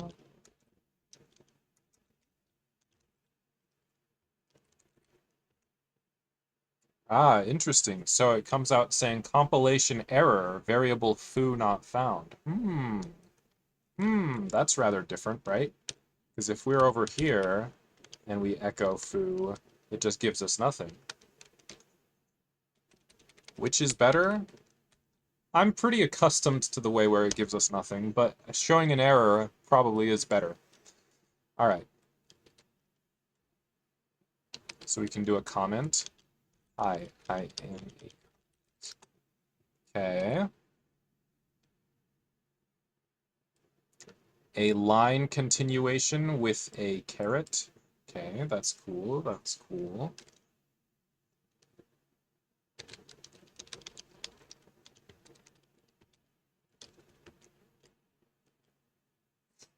All right, seems fine. Brace expansion, echo foo bar text.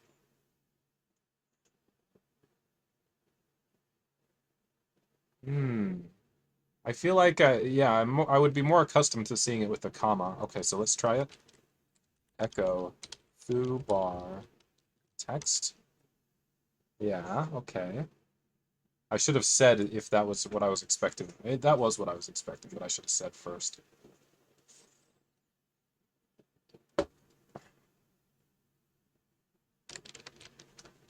All right. Now, if I say foo equals high, we can't do that. Do we use, oh, we do env foo equals high. Is that it? User local bin elvish. Hold on, that showed a ton just then. What the heck?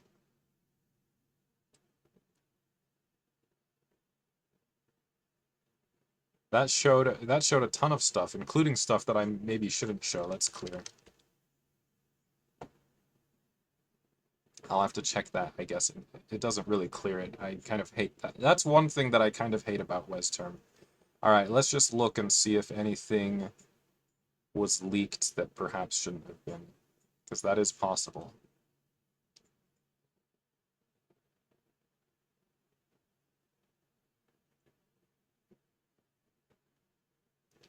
I don't think so. True color, that's fine. Unix path, XFCE. I'm tired of XFCE. It's just it's not even mid, it's kind of bad. I mean, I use it because I don't really care. But come on, we can do better. Um .NET bundle extract loaded XFCE. That's my name. All of this is in the path. This path has gotten a little excessive, maybe more than a little excessive. Goodness gracious. Yeah, that's crazy. PWD, Qt accessibility, session manager, SSH agent, PID, something about these SSH things, term, program, WesTerm. WesTerm, I am actually, for the time being, totally happy with, even if Kitty is a bit better. I mean, I've heard Kitty is probably a little bit better, but I think WesTerm is probably nearly as good, and it's the one I'm accustomed to for now. And I love this, I love the format of this WesTerm Lua. That's what I like about it. Anything else?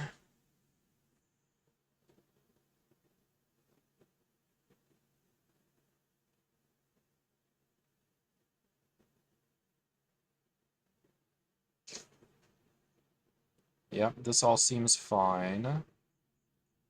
Pager less. LS colors, okay, I don't know. I don't know about LS colors, man, but I guess it's fine. I haven't had any worry with them.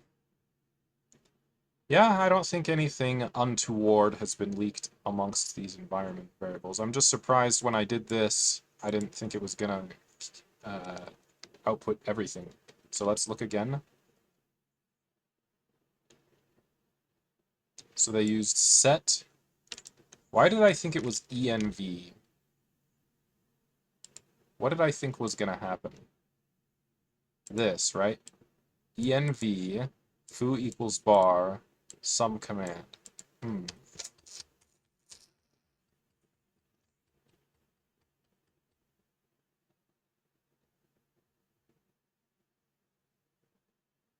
So I really wanted var, and I actually did kind of remember that from having read this before. Okay, let's go back. So we did the brace expansion. Okay, so let's use... So I guess what I was disappointed about is that this bash way, I like this bash way is very clean, but whatever. We can say var, it's cool. Or set, but is there a difference between var and set in this context? I'm not sure.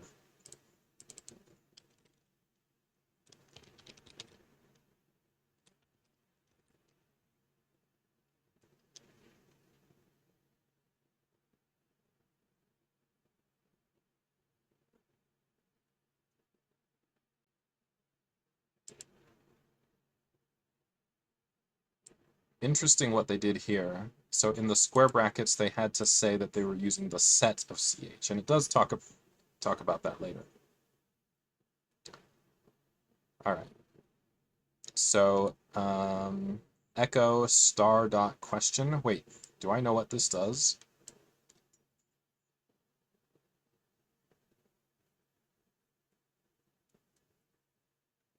So the question is a wild card for any single character, right? But I don't think I have anything with a single character. Okay, let's try. Echo star dot question. No match, right? But if we were to touch a file called hello everyone dot bang, can we do that? I think the dot bang is bad. Let's just say cube. And now we try echo again. So there it is. So it matched because it has a single letter file extension. Why they use that as the example, I'm not positive. So we could find Go files like this, I guess, right?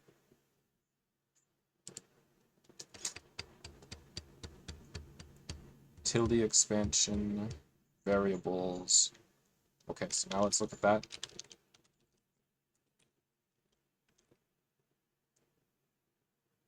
L value must be valid literal variable names. So do I need the dollar there then? Or do I need spaces? I just pressed something that I didn't know what it was. Oh, okay. So var foo equals high. So with spaces we're better.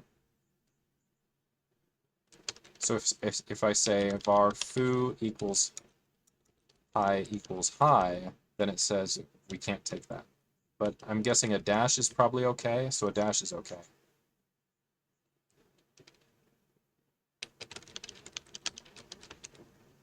So now if we say foo bar $foo $bar text cannot concatenate function and string.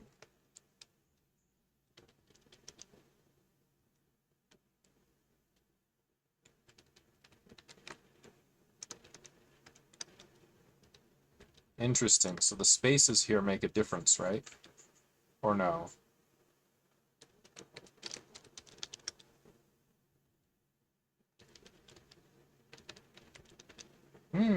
Okay, okay.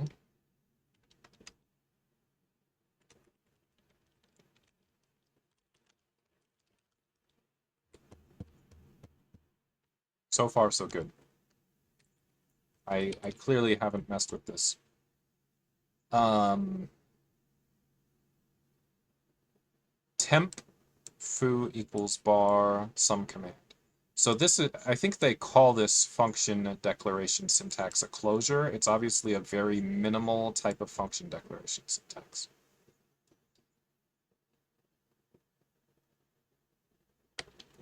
Okay, now let's try to read that test runner carefully.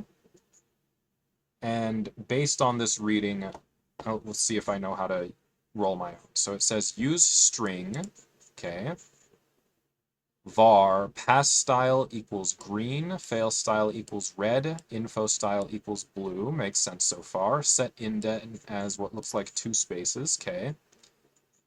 All right, so now we're going to declare several functions, several named functions. I like that. All right, so here we have a status, and then we show this sort of closure body, which has these params, result, text pass, text fail. Okay. So if no text fail was passed in, then we set text fail to be equal to text pass. That's a choice. Why do you suppose they made that choice?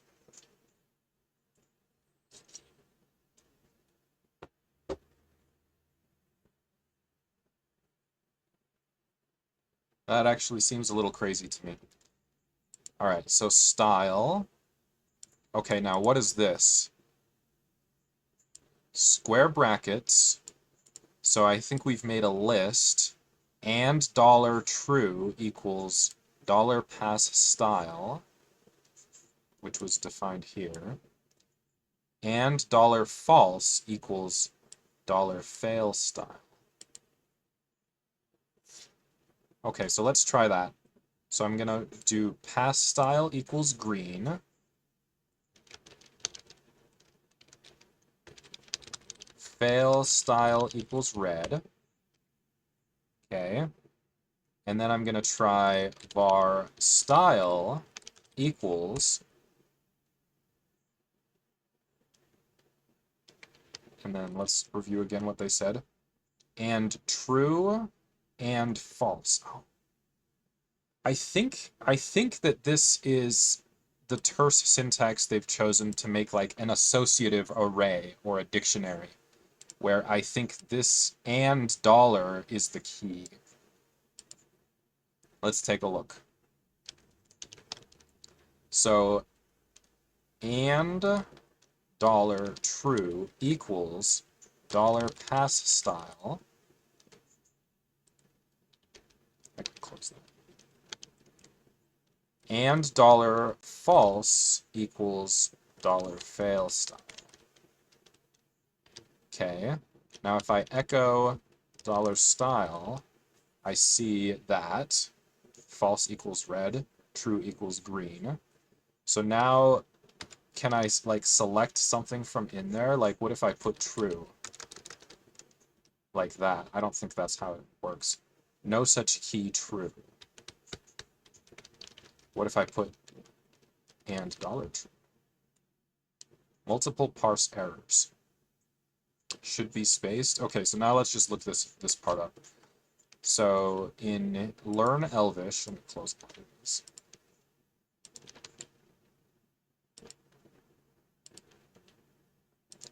All right. Okay, so quick tour, and we had contents. So I think that what we're looking at here is a map. Does that sound right? I said associative array at first, but yes, okay, so it's called a map. And key 1, value 1, and key 2, value 2. All right, so we can index a map.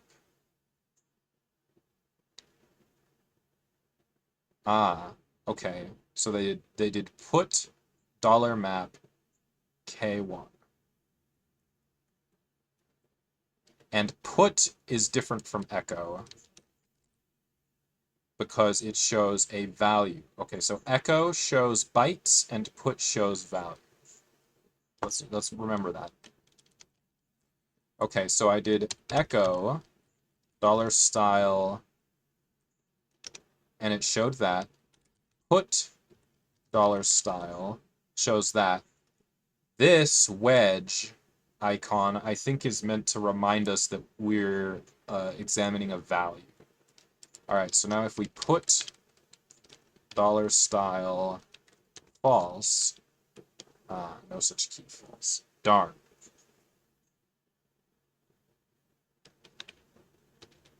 Dollar false? Ah, now red comes out. Interesting, interesting. So I wouldn't do it that way when I roll my own. And we're not even getting to the meat of the good stuff. Let's keep going. So texts, so true text pass, false text fail. Index equals bool $result.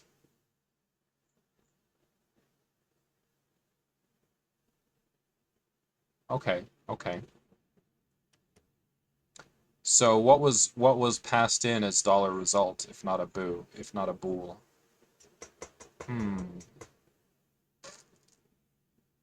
Styled.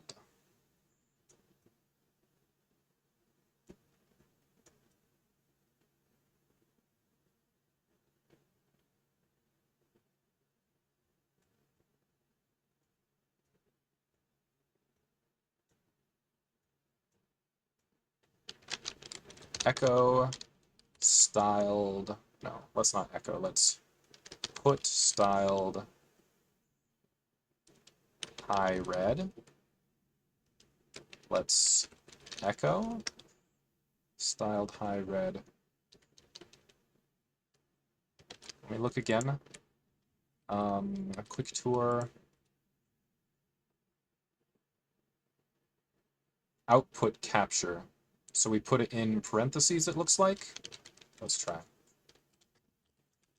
Ah, there we go. Ha ha ha ha. Ha ha ha ha ha. Okay, okay, fun. That's pretty neat. Okay. What if we just do styled by itself? Ah, isn't that crazy? That's kind of interesting.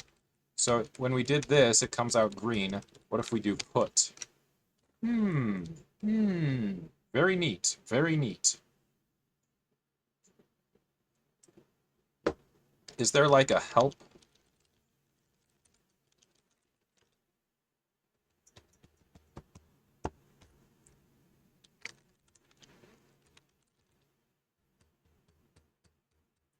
Or like,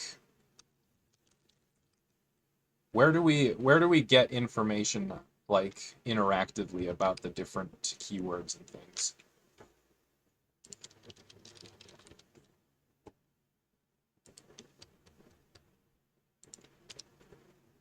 Basic shell language. Interactive features.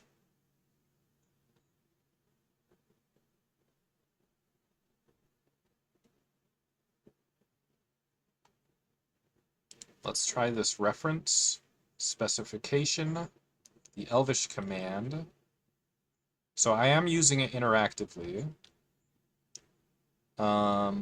Modules, doc.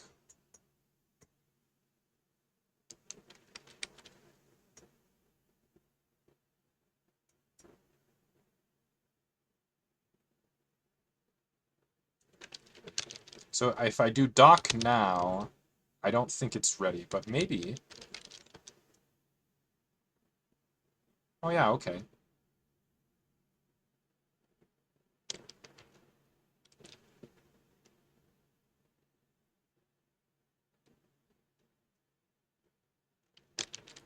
Doc show styled.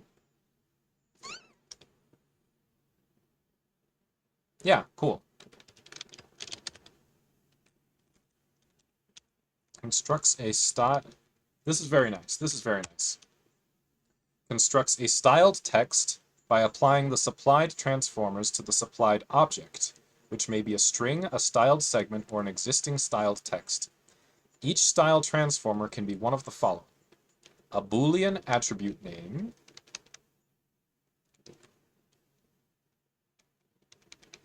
so we can do italic. Let me just try that.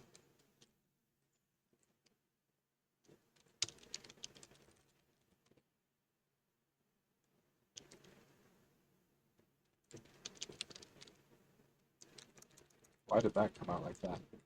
Okay. Now if I put, in addition to red, if I put bold, fun. And italic. Hey, okay.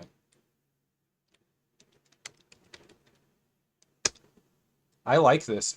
Honestly, I like this a lot, to the point that I'm already almost sold on the idea of starting to use this instead of ZSH. Like, I'm kind of having fun. I don't know, I'll have to think about it, but I'm kind of having fun.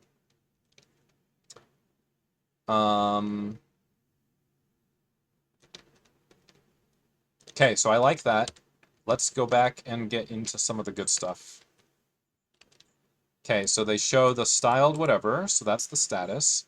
Okay, so then they can do a level indent by repeating the indent. That's fine. We can do an output.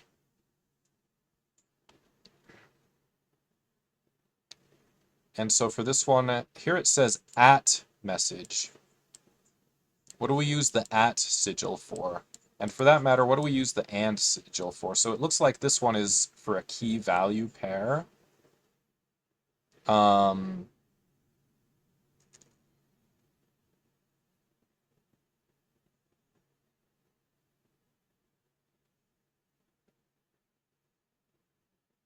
That's interesting. So print level indent level to dev tty echo at message dev tt.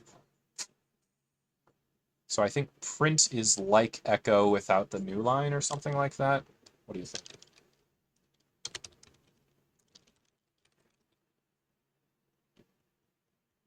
Like echo just without the new line. Hey, isn't that what I said? Called it.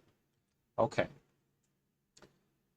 So check, we're gonna make a mess. Okay, hold on. Oh yeah. We need to find out what this at sigil is for. I did read some of this on my phone while walking around. I don't remember what the at sigil is for though. So quick tour.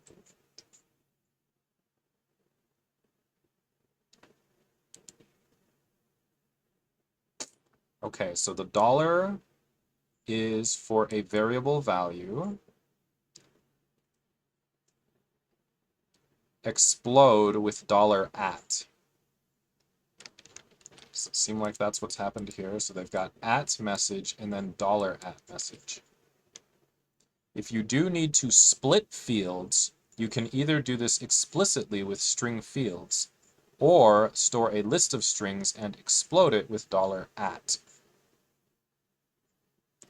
So touch $at args as list creates 4 files.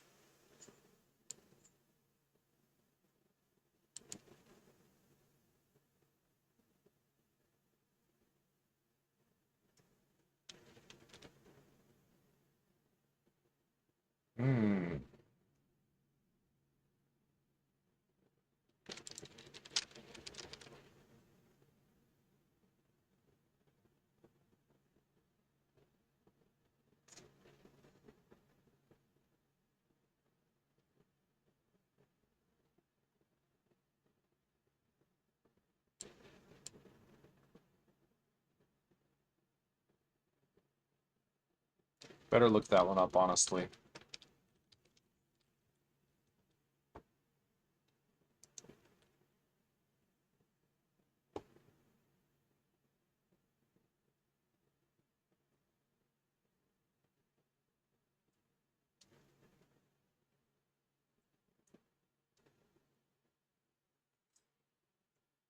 Oh, I can't hear anything on the right.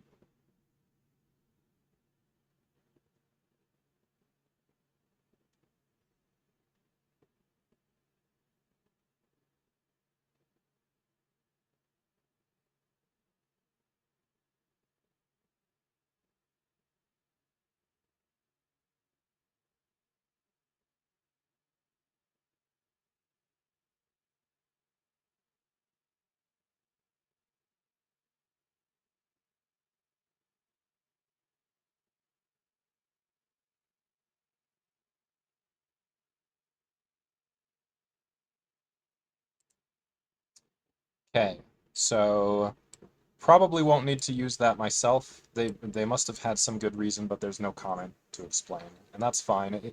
It doesn't look like it's something that's meant to be used by other people, so I'm just reading it so I can roll my own. All right. So this one takes an F, it takes an at D, and let's look at the tour again. So when we define a function,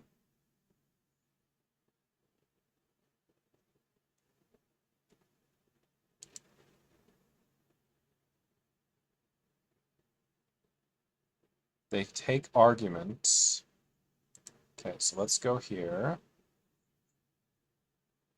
So they have arguments here. Okay, so here's one with an at. So like in the left hand of assignments, if you prefix one of the arguments with at, it becomes a rest argument. Okay, so then let's look at how that was used here.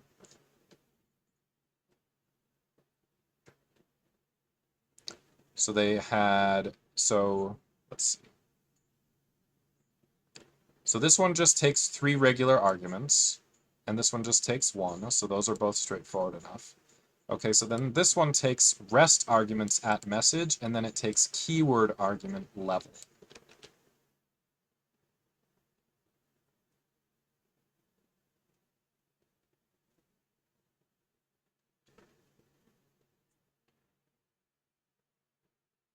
So options must have default values. Options should be optional.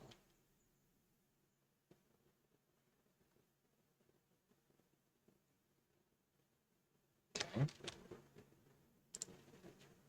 So here we have one regular, then a rest argument, and a keyword argument. But again, they use the term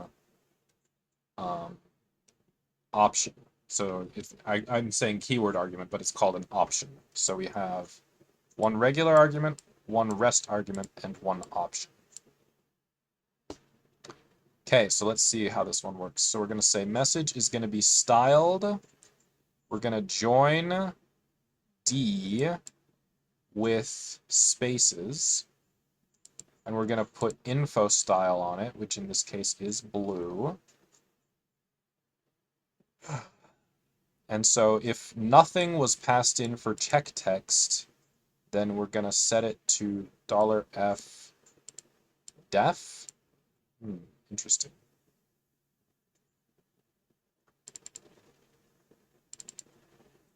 So if that doesn't have a def, I think it's going to error. So we always expect it to have a def, I think.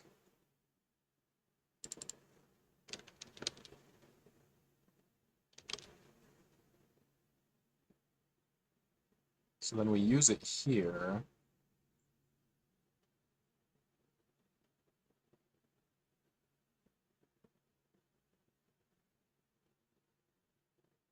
Def.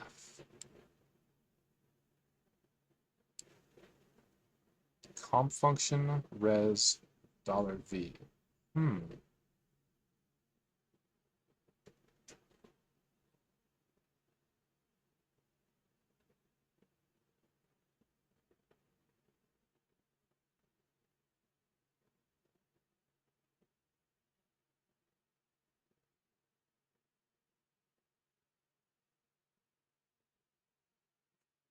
So I'm not clear on why that is then. Let's see if we can figure anything out. It's the only place we see this word def, I guess. So is def something special? Because F, I guess, stands for function. They've passed in an anonymous function here of some sort, but it's just these three variables.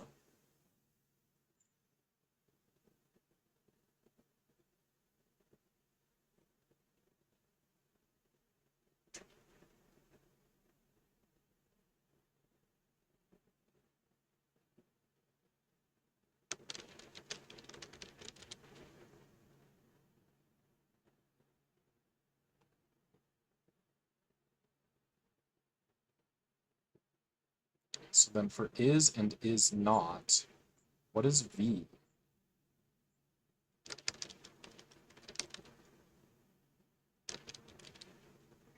So is and is not, I guess, are supposed to be used externally.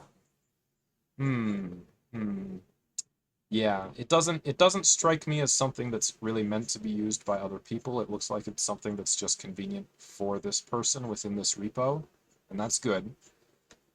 I'm learning. I think I'm learning a little bit by reading it, but not as much or as easily as I'd hoped. Okay, so when we put whatever comes out of this anonymous function, oh my gosh. I need 1 second. Hold on. I need a couple minutes, actually.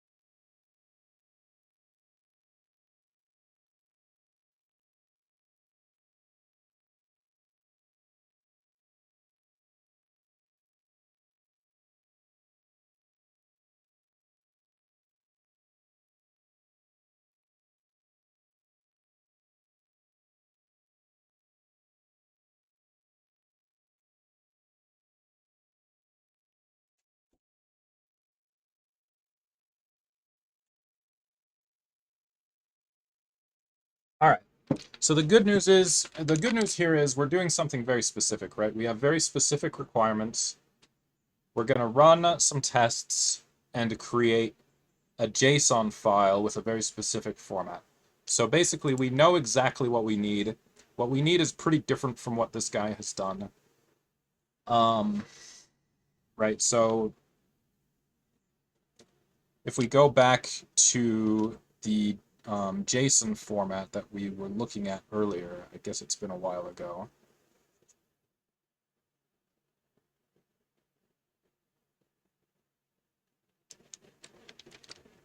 They show a very specific JSON format that we need to produce, right? And they show examples at the bottom. We don't need task IDs, so we're gonna just put out a JSON file. It's gonna say version 2. It's gonna say one of the 3 statuses. There will be a message if the status is error, a top-level message. And then there will be an array of tests. Each test will have a name, a status. The message is, so I think the message is only if it fails or errors. Yeah, only required if status is fail or error. And then output if there is any.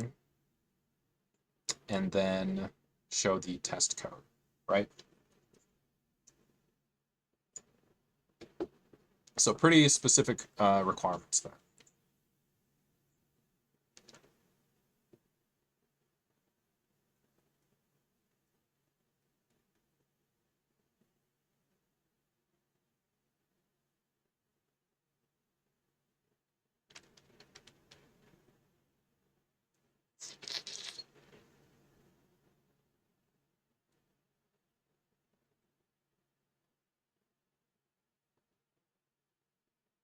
All right. So then the question is, I guess, how do we want to do our JSON? Just put it together bit by bit, I suppose.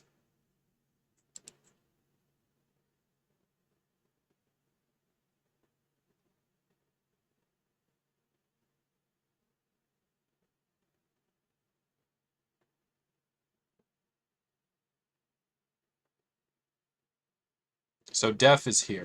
That's what I was wondering about earlier.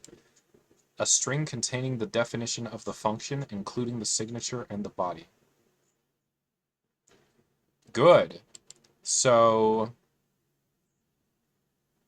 when they showed that, oh, yes, amazing, amazing. So they showed that, and that's what we need to do. Okay. Let's go in here and start making some notes. Okay, so here I am. I'm in the Elvish test runner. I guess I'll go back to ZSH for now.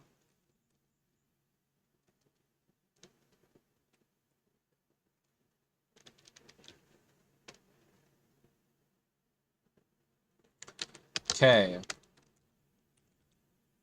So let's make our bin directory. And then in the bin directory, is that where we want to put our run Elvish file? What's the file extension? ELF? No, what was it? ELV. So let's vim bin/run ELV. So this will be our Elvish file. Cool. And so now let me just make some notes in. Notes. 1. Okay, so this file will produce a JSON output that matches the spec here. Okay, get that spec. This one. Okay.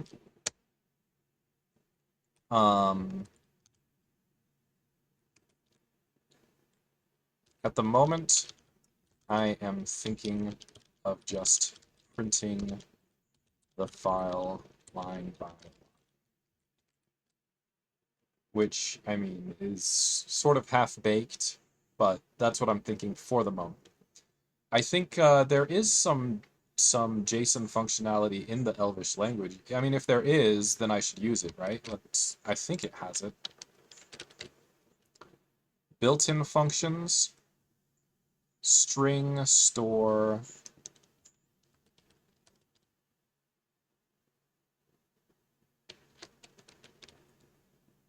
readline platform.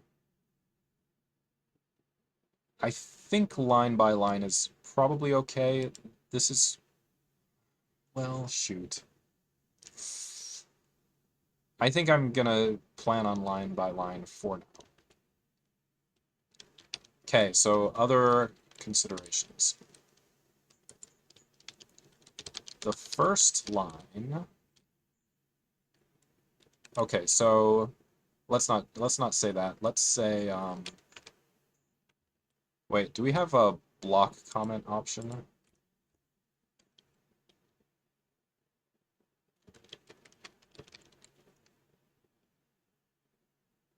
Not really.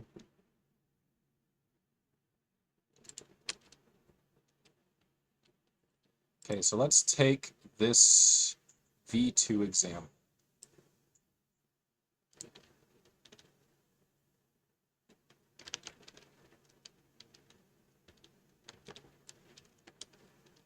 And then let's visual block.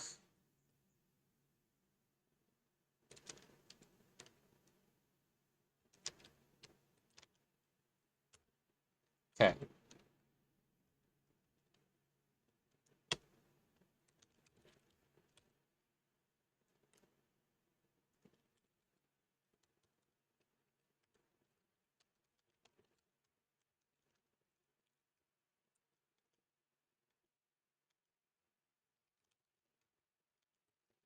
Okay, so that part's easy. Then on the third line, we need to fill in the status with pass, fail, or error, right?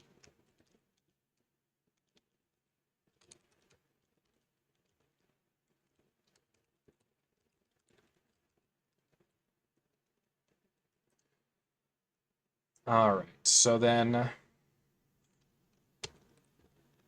on line 4, the message needs to be filled in if the status is error. Line 4 can be omitted otherwise, right? That's what they said.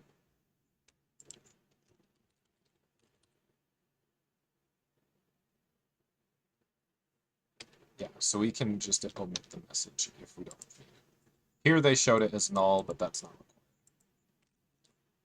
required. All right.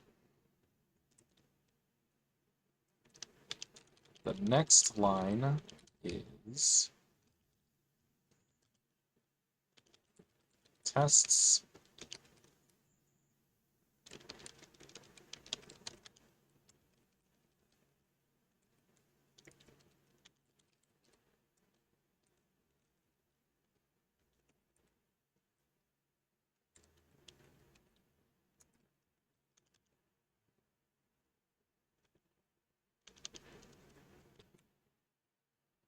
Okay, so then we fill in each test, right?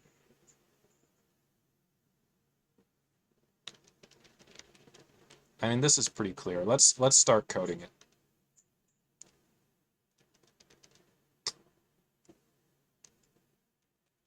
So these are notes about the output.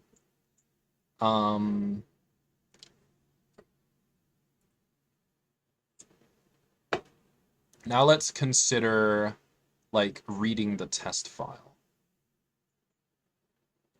So the test file, presumably it's going to be, I'm thinking something like what they've done in PowerShell. So in this PowerShell version,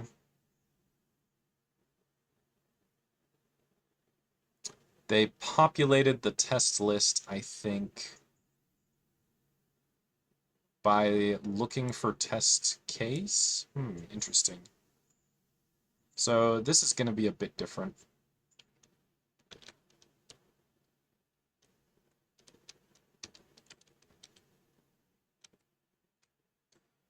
Over here in this one, so this test.elv file, I guess it is used places, right? So util test, they used test like this, right? In the runner, I think it's a bit different. So they're calling the functions from test.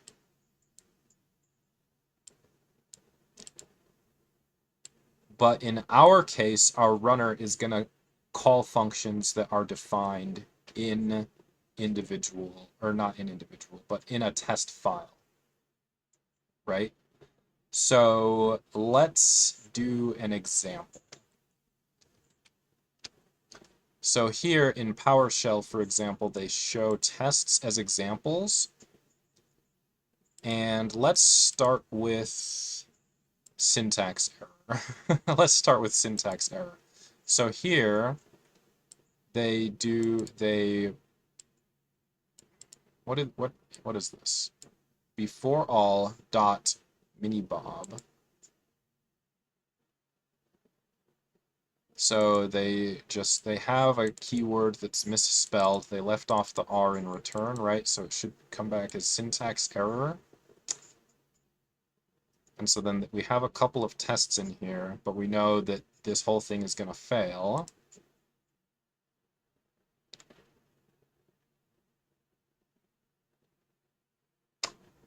Oh, interesting.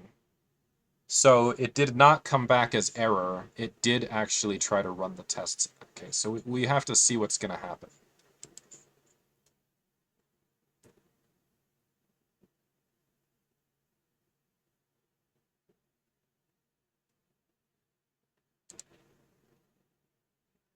Okay, so the next thing to do, I think, is to try to create this mini-bob test. I think the mini-bob tests are always the same. That would make sense to me. Yeah, they appear to be always the same. This one uses a different test. Let's not look at that one. Oh wait, this one is different. This one says watch out. Why is that?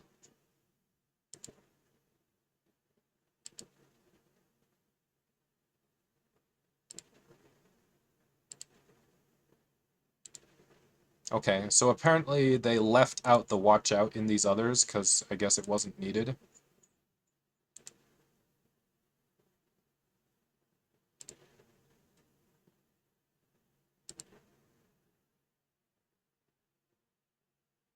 But let's do it like this with the watch out.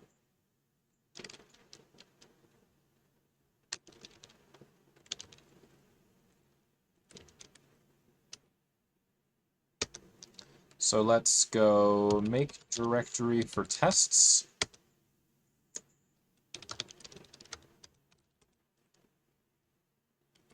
And let's see.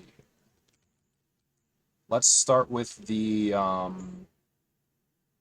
syntax error, I guess. Example syntax error.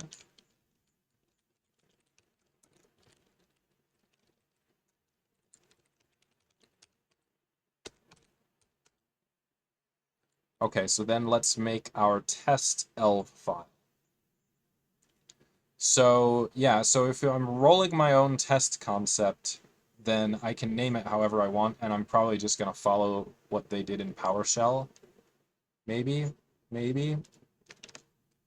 Let's see if there's some other way I want to do it. So here, they just did a test elv file.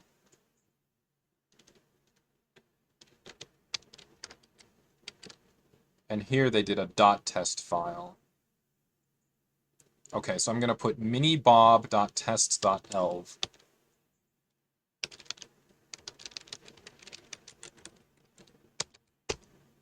Okay.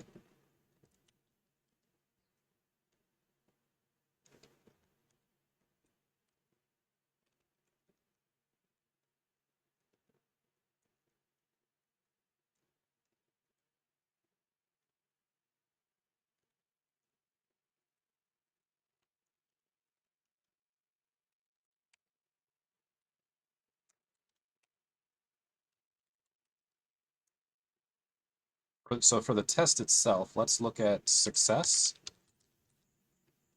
Mini Bob test. Yeah. Okay, so I'm not sure what the before all is supposed to be. But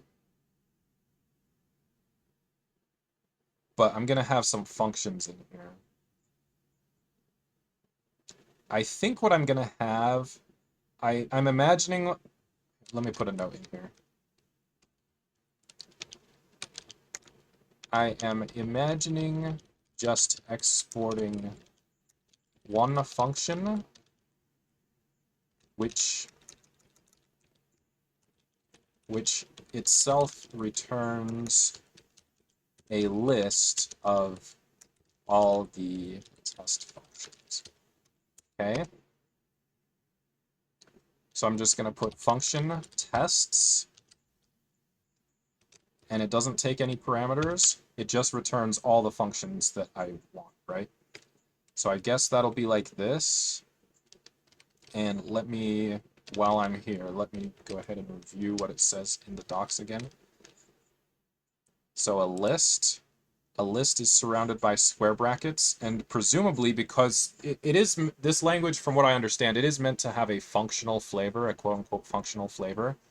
So in that sense, I think that I should expect to be able to put just anonymous functions just in there with no problem. So let's try it. So here is the list that gets returned. Oh, and the other thing is, when we have a function in Elvish, I think we don't need to use a specific, like, return keyword. So, like, here, let me go back to my Elvish area. So if I say var x or f equals, and then I put a function that returns something,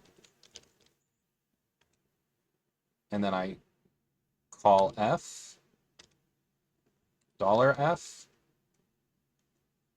Wait a minute, so what does that say? Hi, executable file not found. But I can echo,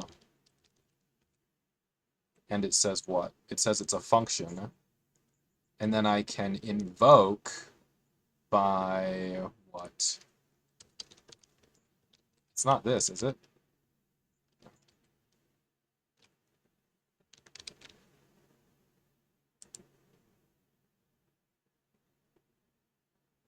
Oh, is it squiggle brackets?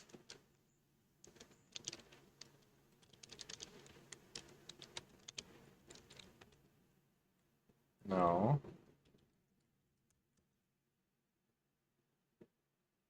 Cannot concatenate function and string. Okay, let me look it up.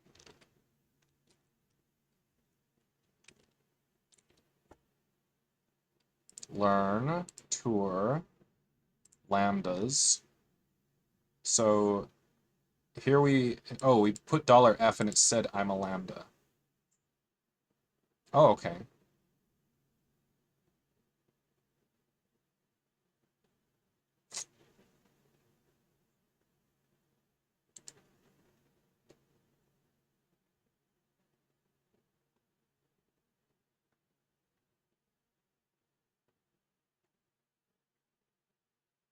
$410 function.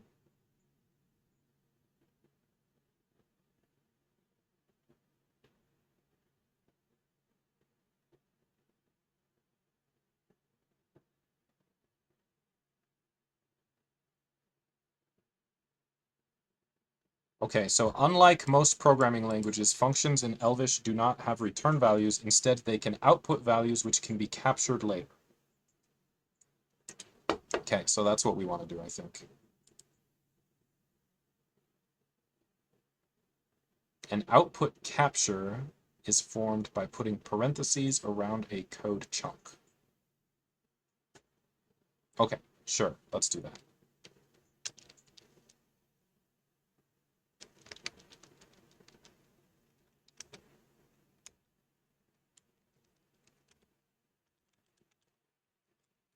So we're going to put this.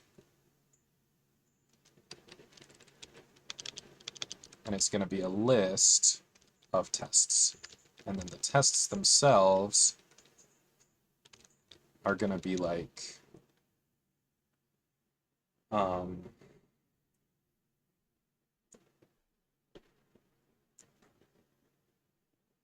interesting. So I think we have to use the other file, and let me review again. So they go use. Okay, that's fine.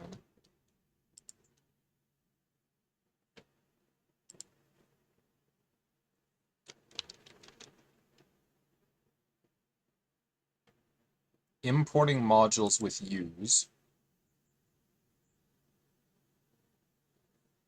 Module specs fall into three categories: relative, user-defined, predefined.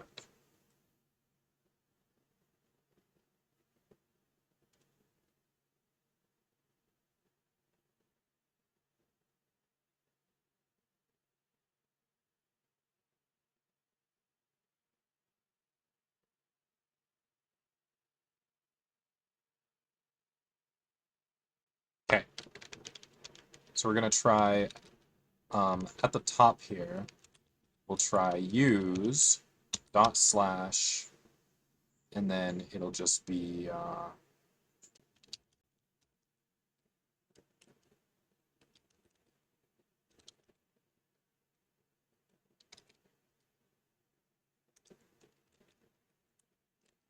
mini bob ELB.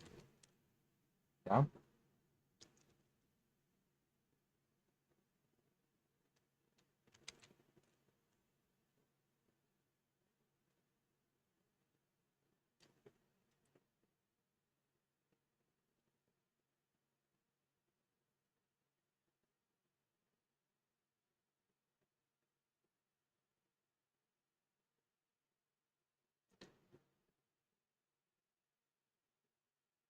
They left off the ELV.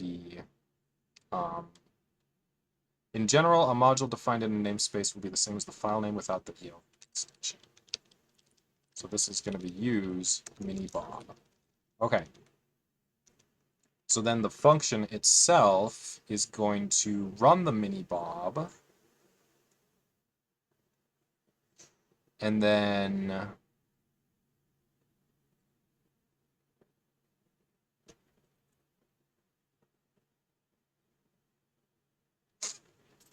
I guess it's going to output the result and the expected. It's gonna, yeah, so it's gonna run the minibob and output the actual and the expected. Let me put that note. Each function in the list of test functions will output the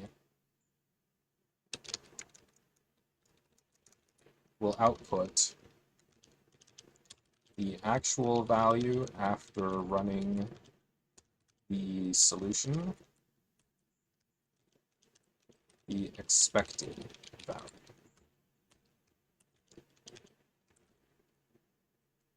Output as a map. Let's do that. Okay. So this is going to put a map. So we're going to put and actual equals, and then we're going to capture minibob, and then the minibob function in itself should have a function, excuse me, the minibob module should have a function in it.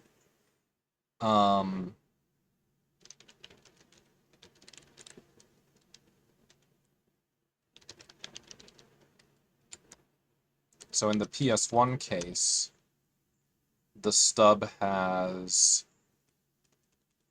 let's see, it says get hey. I think it's just called hey. So let's go, so minibob hey, and then we have to pass something in there, right? And then let me again review. Okay, so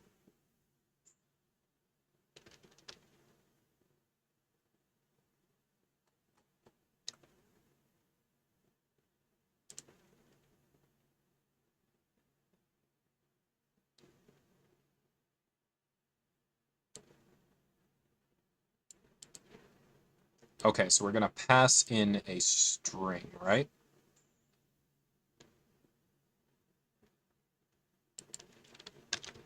So hey, and we're going to say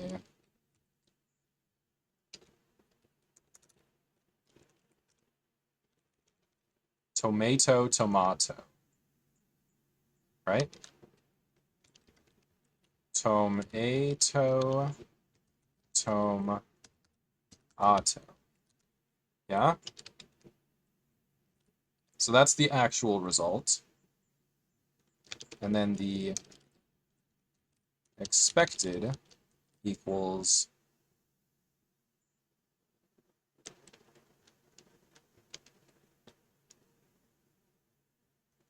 whatever.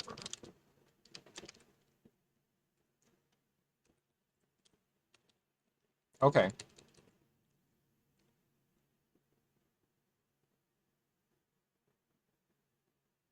Well, if that's all that's needed there, I actually really enjoy that syntax. It seems very straight to the point, elegant, somewhat terse, not overly terse. I think it's nice. But is that the way it's actually going to be done? I don't know. That's my first idea.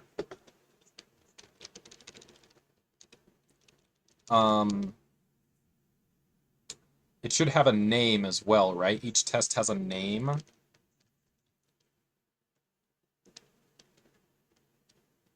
The first thing I don't like is that line is super long. So let me look at the tour again.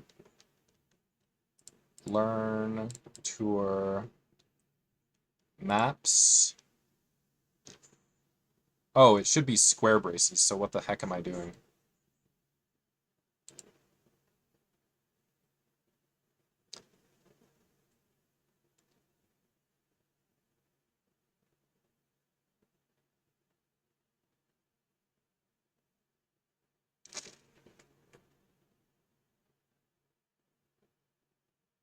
White spaces are allowed after equals, but not before equals. Okay. So I did that wrong. Those should be square braces. And then I want to say, I think we can just put these on a new line.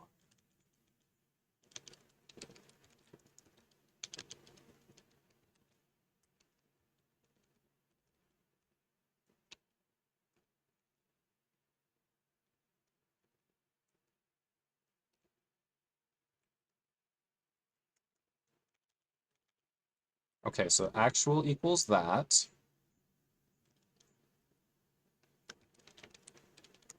Expected equals this.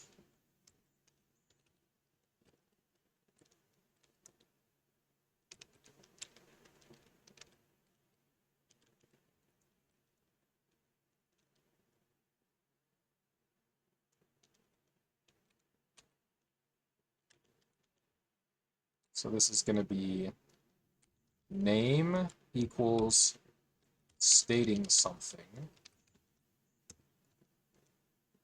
Okay, there we go. I'm pretty chill with that, I think. For now, we'll see. Okay, so then let me fill in the other one and see if it still seems reasonably chill. So then for lists, contains a sequence of values. Values in a list are called its elements. Each element has an index starting from 0. List literals are surrounded by square brackets with elements separated by white space. Okay. In Elvish, commas have no special meanings and are valid bare word characters, so don't use them to separate elements. A list can be indexed with the index of an element to obtain the element, which can take one of two forms, a non-negative integer or a negative integer. Yay. In both cases, the index can be given either as a typed number or a number-like string. Hey, wonderful. A list can also be indexed with a slice to obtain a sublist, which can take one of two forms, but I don't need to worry about that right this second. Okay, I think this is fine. Okay, so then I'm going to put the second test case in right here.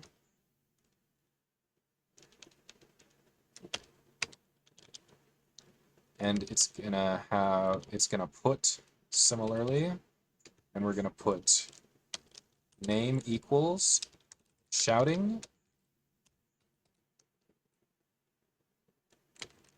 actual equals mini Bob hey.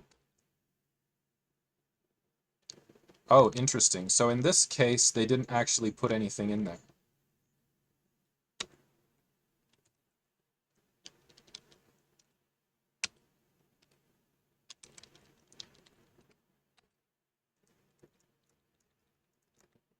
So which is a better one? I looked at success. Or was I looking at success? Yeah. What about I don't know, all fail? There's an expected results JSON in there.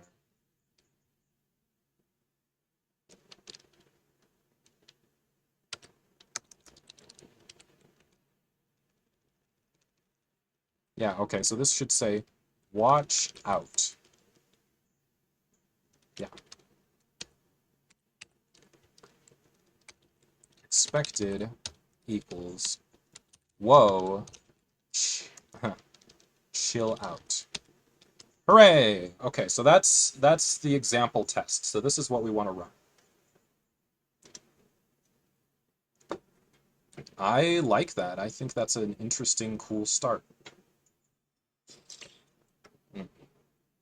I gotta plug my phone in. My phone is low on battery. I forgot to plug it in last night. All right.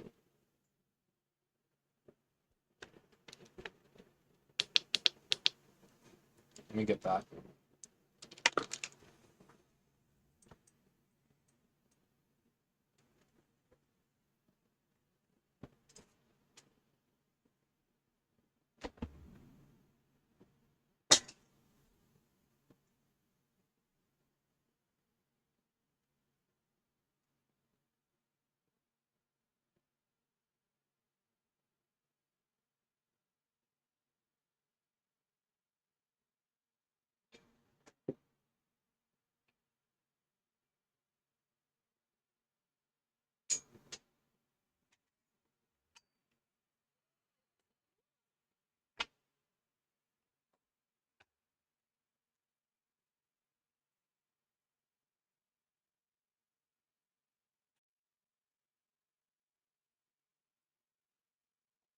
All right.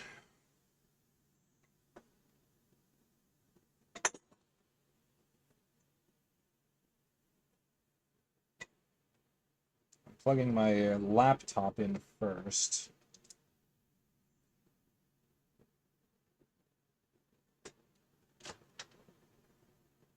I must say this has been a pretty chill process so far. I've produced barely anything, so that's why it's been chill.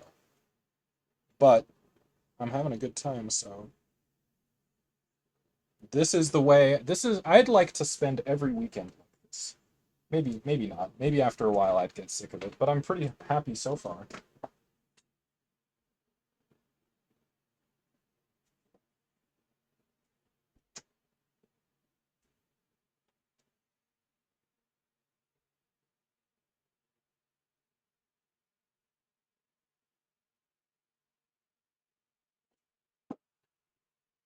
Okay. Plug my phone in.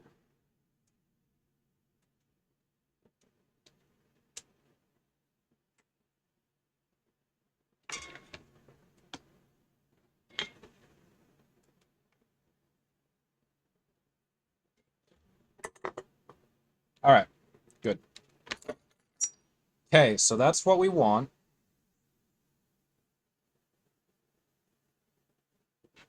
So now when we do the test runner, we need to be past a path that's going to indicate like where this minibob test runner is, test file is, so that we can load it, right? So then that brings up another question. So here I put use and I put in a literal string, but presumably we can also use the use keyword with a variable, I would guess. So for example, if we go in here to our REPL and I say Let's get rid of that hello everyone.q.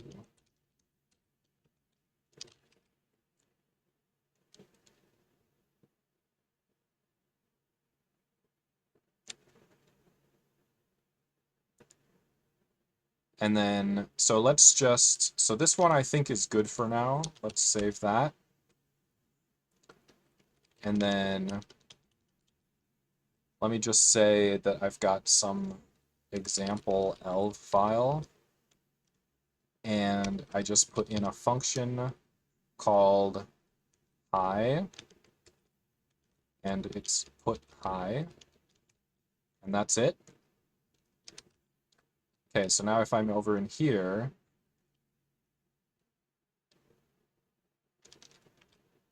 okay, so there's my example file. So now I'm going to say var, and I'm going to say m, whatever, equals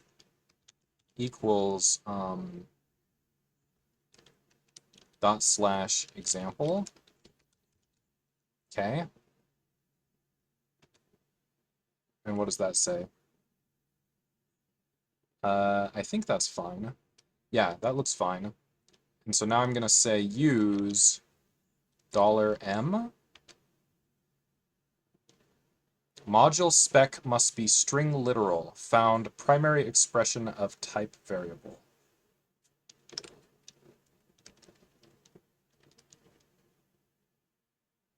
Module.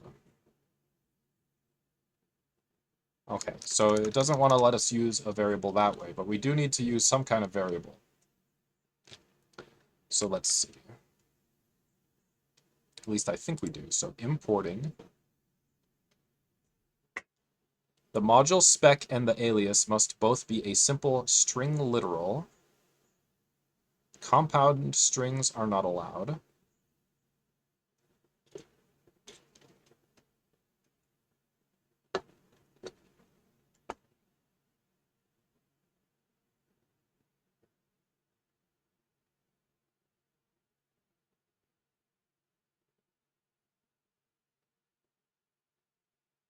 Okay, so it seems to me that what we're going to have to do is probably copy the test file that we need to a hard-coded location so that we can then use it from the hard-coded location.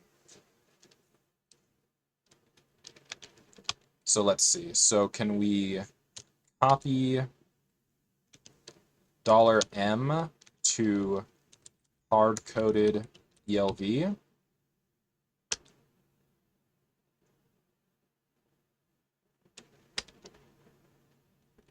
$m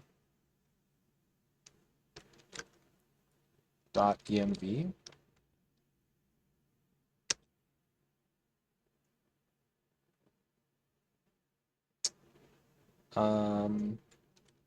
I thought I did have one. Example env. Oh no, it's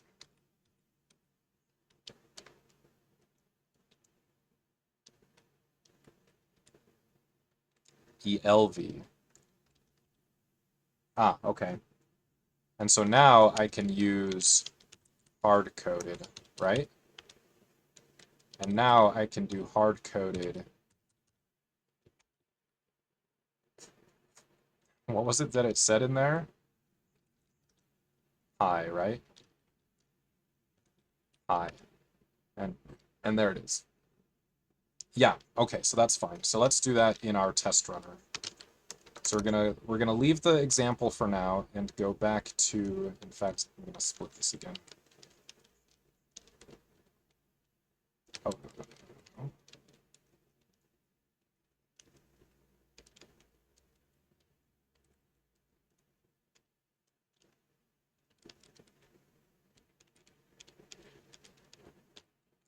Okay.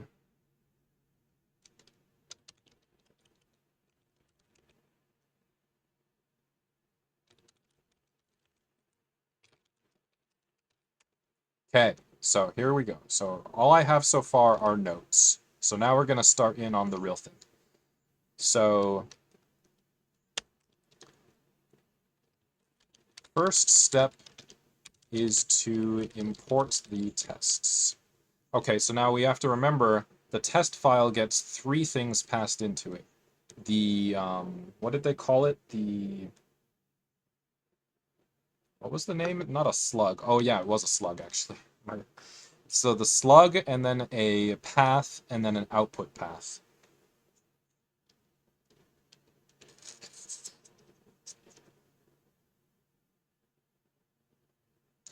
So I don't think I'm not sure I need the slug. I don't think I'm going to use the slug for anything here. The run sh gets a slug passed into it, and we'll use it when that comes up.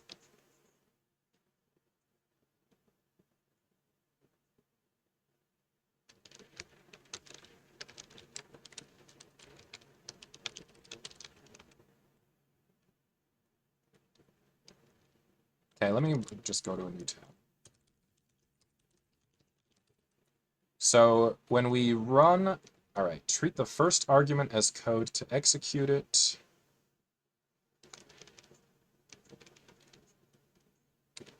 Elvish flags script args.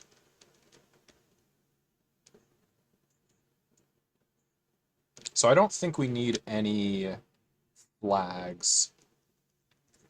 We're just going to pass script and args. Let me see what it says about args. Namespace exception. Okay, hold on. Learn, quick tour, scripting, arguments and outputs.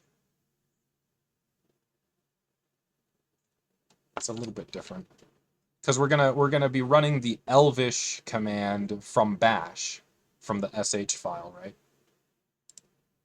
FAQ. Why is Elvish incompatible? That's not a good question for my purposes right now. Okay, so that hard-coded .elv. So if I go Elvish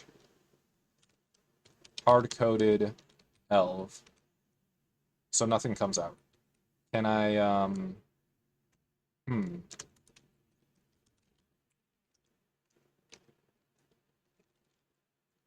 Okay, so let's make another one.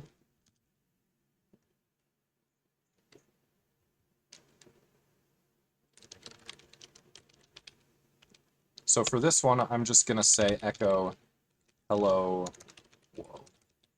There is gonna, of course, be a hello world in the track. So now we're gonna go Elvish example2elv, and there it is. Okay, so now let's do example 3. So here I'm gonna go echo hello $1 maybe.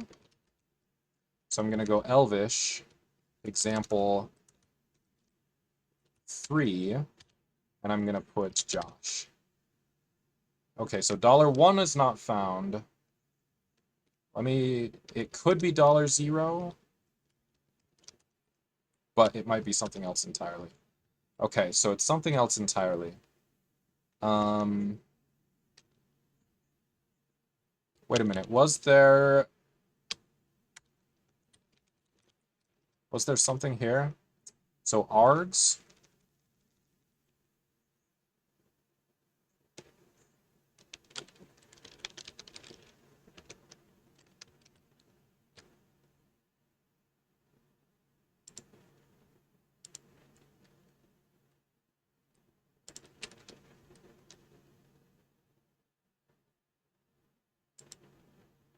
Okay, Elvish.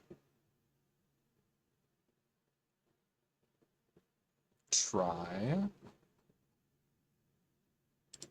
Learn. Ref. Here we go. Running a script. The remaining arguments are put in args. Great. Okay, so let's try again. Args. How's that?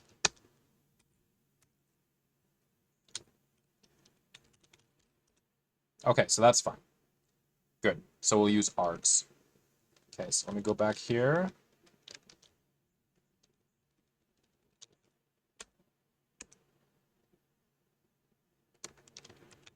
the test file should be passed in as an arg. Probably the only arg.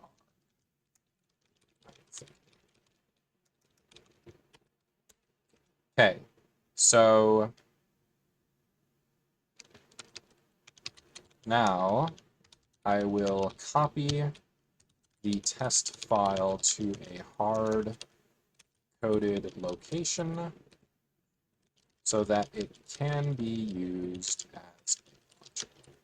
Okay, so we're going to go CP, we're going to take $args sub-0, and then we're going to put tests.elv. And then we're going to use /test. Okay? And then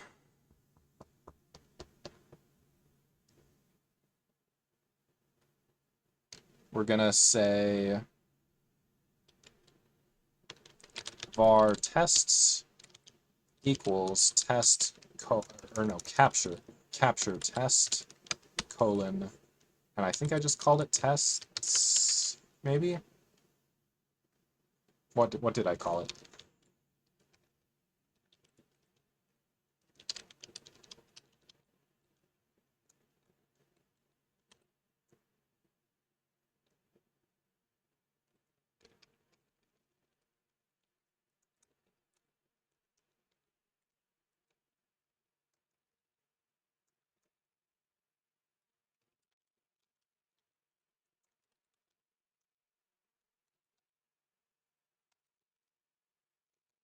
Yeah, tests. Okay.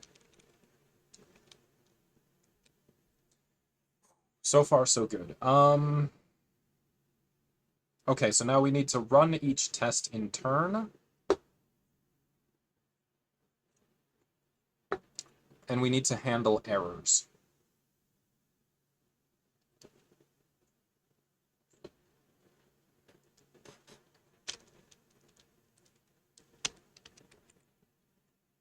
So I'm going to say var. Should we just count how many ran? Tests run equals 0. What did it say about literal numbers?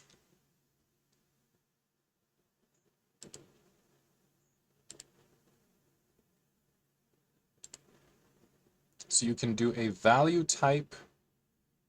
There is no literal syntax. You use the num built-in command.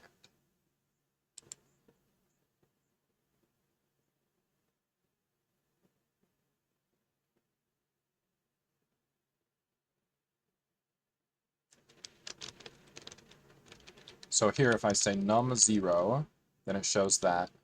And if I say var 0 equals num0, and then I echo 0, echo $0. Okay. Num. Okay. And then I guess we have operators on num.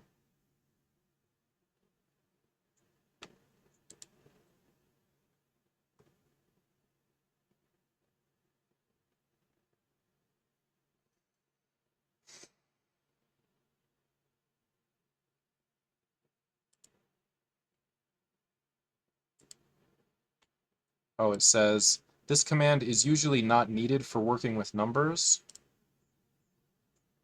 So we did plus 210 and got a num back. All right, so we'll keep that in mind. So far, so good, I think.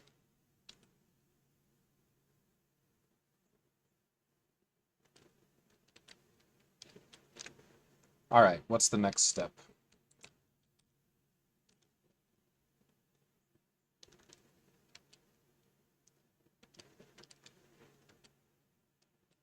I think I'm going to close some of these if I don't need them.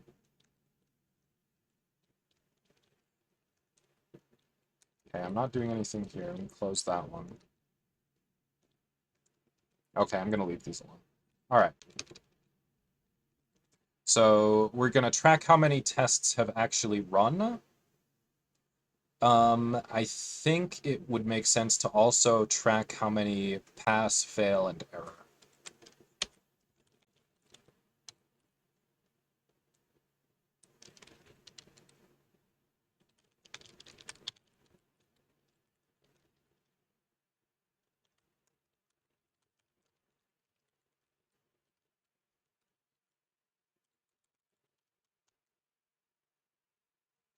Okay.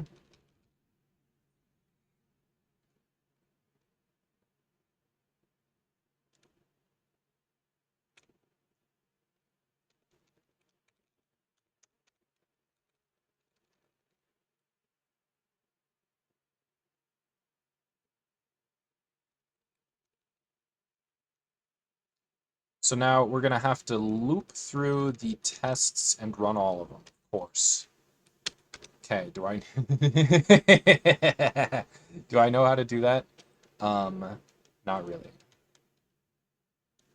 All right. So here we are in the REPL for Elvish, and we're gonna say, let me think. So let's say that we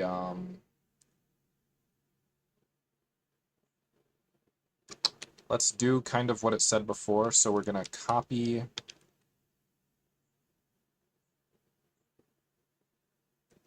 test slash example. Yeah, we're gonna copy this to test ELV, and then we're gonna use dot slash test. Oh, parse error should be square. Okay, so let's fix that. That's good. That's good feedback. So which one should have been square? It says it's on 25.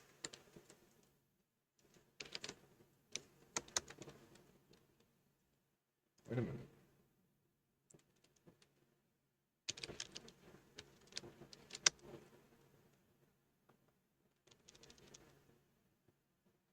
Oh, yes, okay, I left that out. Let's try again. Or actually, so let's copy again.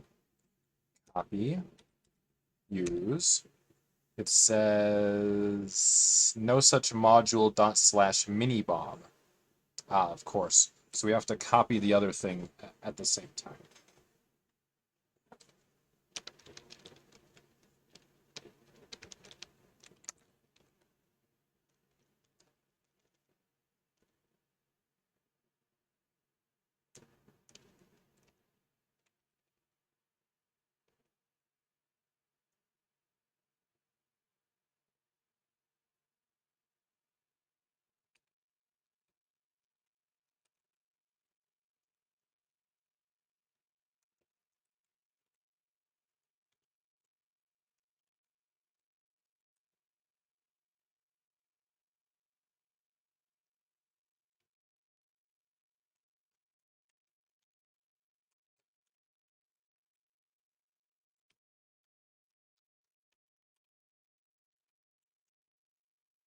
Okay, so then in here, instead of saying this, it's going to be solution. And I actually like that a bit better because that'll be the same across all of them. I like a little consistency now and then. Okay, so let's copy again.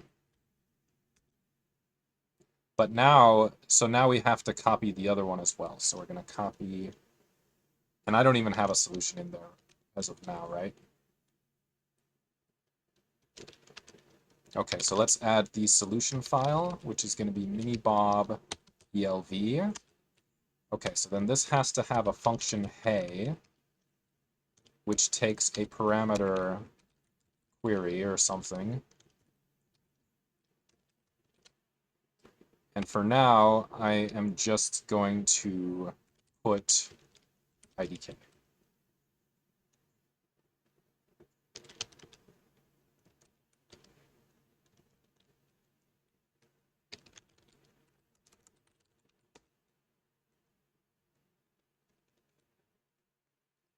Okay, seems fine. So let's copy tests.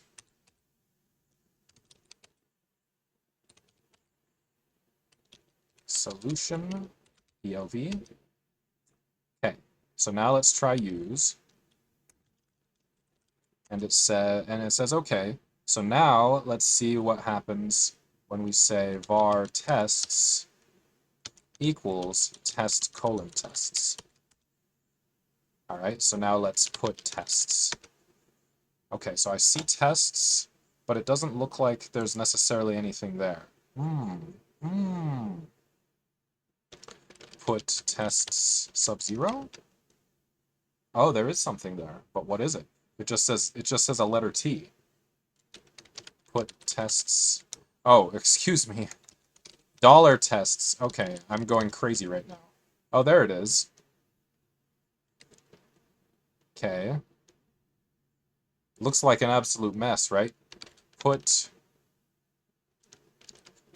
dollar tests sub-0? Oh, interesting. Okay, yeah, that looks fine. It doesn't look, it looks like rather a mess, but okay. Okay, so this part, I guess, should work. Okay, so now, I know I have a list of tests. We want to iterate through there. So let's just look that part up. So tour, lists.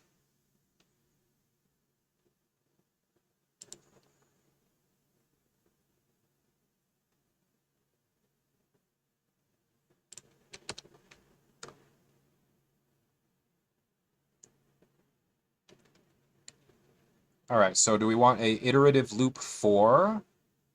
Certainly sounds better than a conditional loop while. All right, an iterative loop for should be fine. So we're going to go for, and we're going to need to use this exception control as well.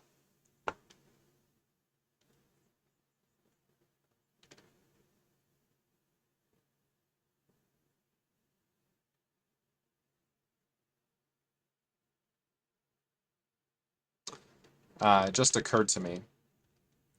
I said that I liked this use./solution better, but I don't, because this hey is still specific. And in fact, this mini bob is wrong.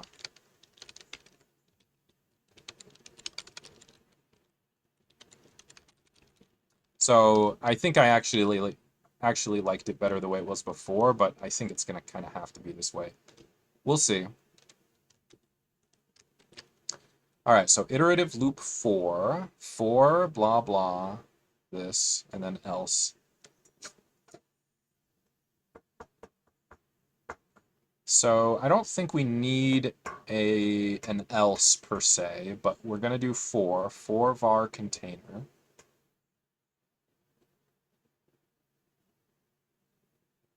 Do they have an example in the tour? Let me go back to the tour. For.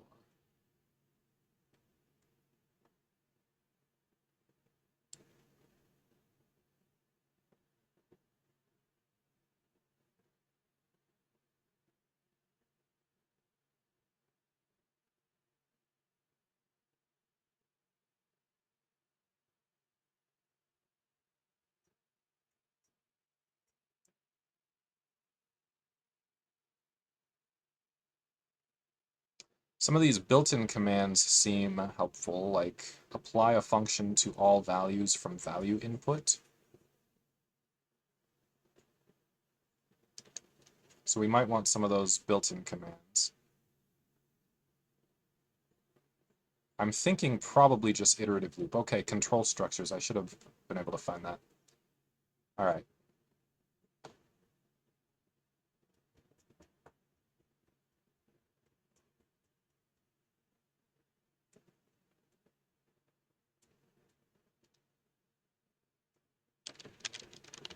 Okay, so here we'll go for test tests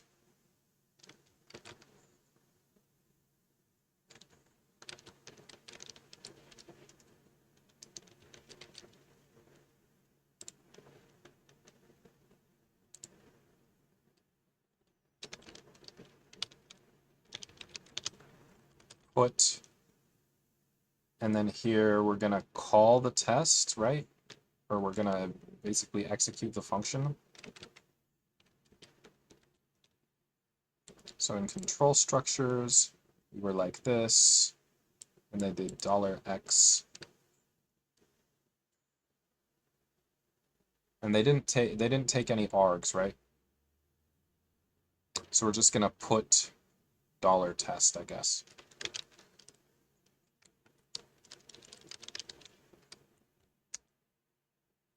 Okay. It looks to me like it came out as function, so I don't think it was executed. I think what we do is we use the capture syntax like this.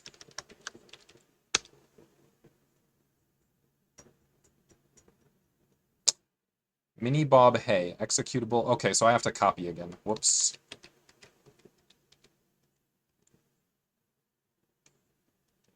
Copy and copy. And then go for. Now it says it still says Mini Bob. Let me see here. Copy. Copy. Nope.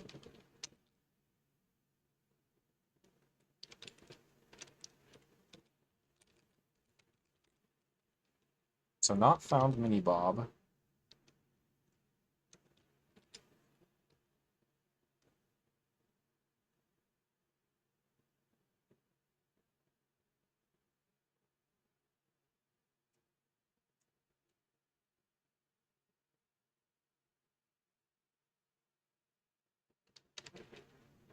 Okay, let me just try it.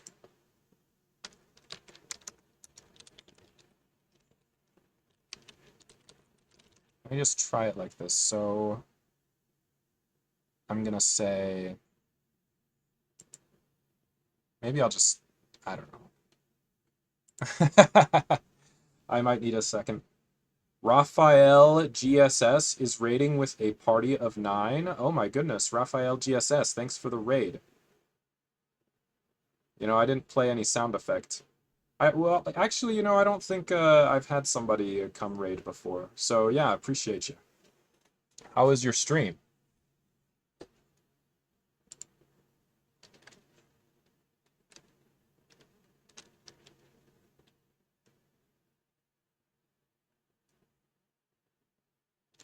Cool. Hey, that's good. I'm here, I'm trying to create basically a exorcism track, but I've never, like, just for a language I've never tried before. I don't know, it's as a kind of a personal challenge.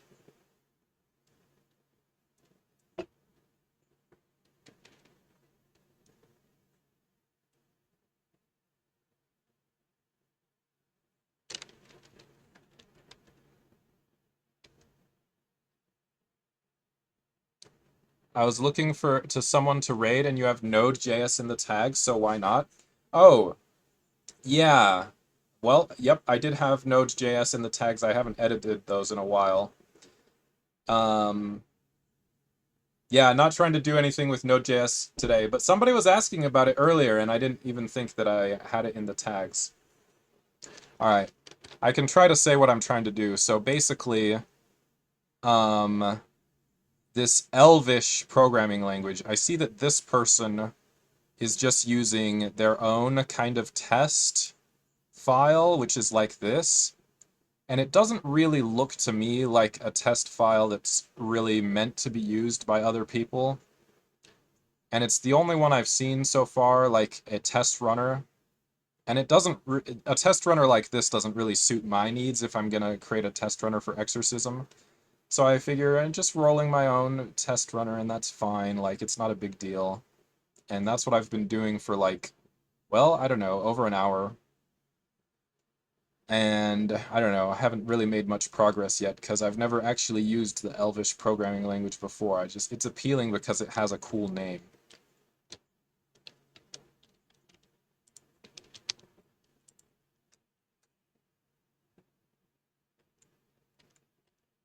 But I think I messed something up.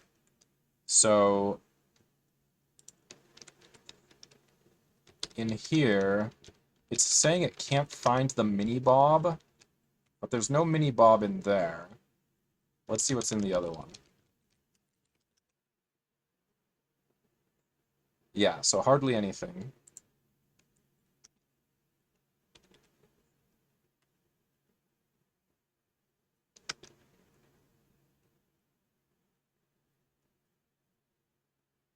Oh, I need to say var tests equals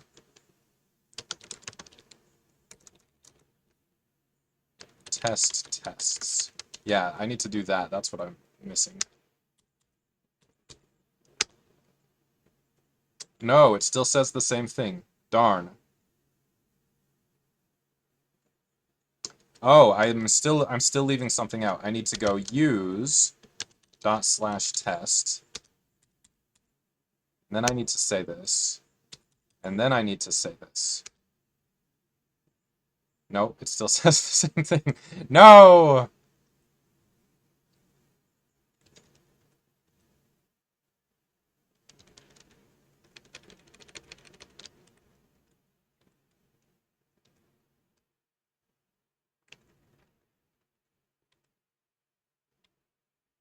Okay. So copy the test files over.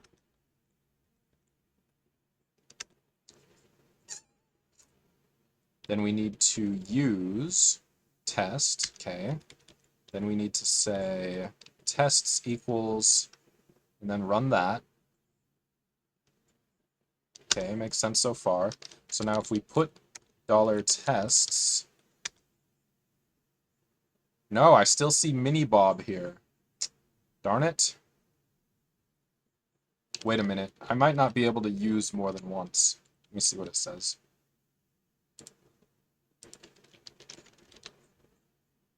Importing modules with use. So if I use it and then change it and then try to use it again, am I going to run into trouble? Because I am running into trouble. Use a.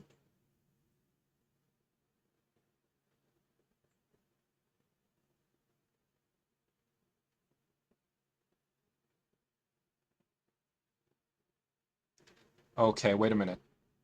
If Elvish caches imported modules, if you are trying this locally, run a fresh Elvish instance with exec first. Okay. So let's maybe close out and then run Elvish again. Okay, so now these are what we need to do. We need to copy over the tests and the solution. Then we need to use the test. Then we need to get the tests out of there. Okay, so now if we put the tests, are they updated? Yes, so they look better now. Okay, so now if we do this, okay, yes. Yeah, that's what I'm expecting. Okay, cool. All right, so we copy the test and the solution. We use the test, and then we get the tests out of there. Okay, so we're going to go for test in tests.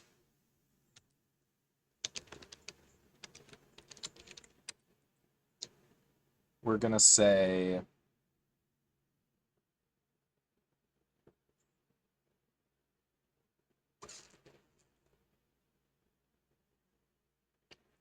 var results equals test. So we run it.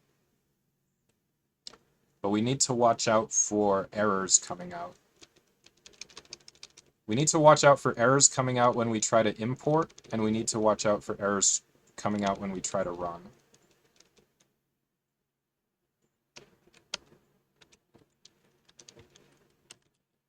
Note that we need to handle errors when trying to... Okay. I guess we need to handle errors when trying to copy as well.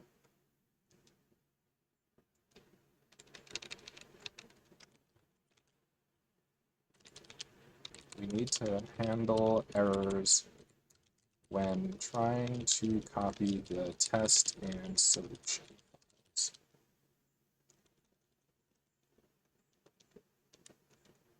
Okay.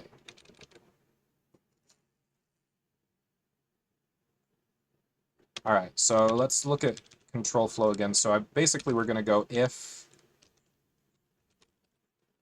So now check whether actual match is expected. Okay.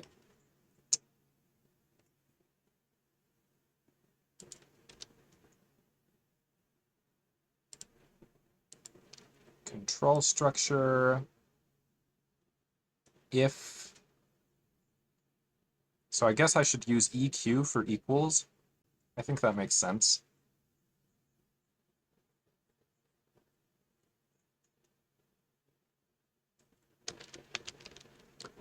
Okay, so we're going to go if equals results actual, results expected. All right, and then we do curlies, I think, right? And then we'll say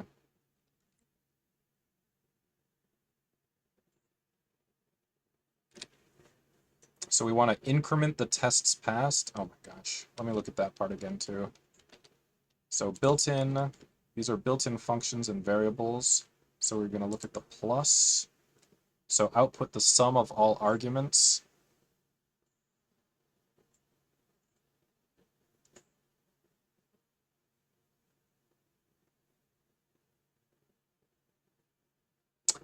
Yeah, you know, come to think of it, I'm not positive that I even can increment. Like, it might be immutable.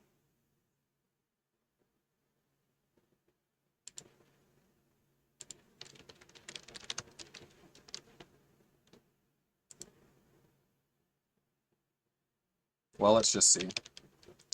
So if I say a or var a equals num0, okay, and then I say var a equals plus $a0 or 1, arity mismatch, it is 3 values. Okay, so we capture wrong type for arg must be a number.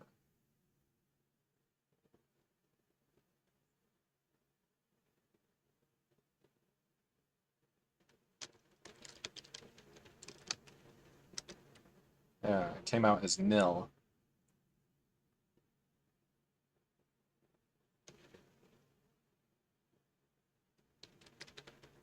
Yeah, I don't think it does work that way, huh? So a equals,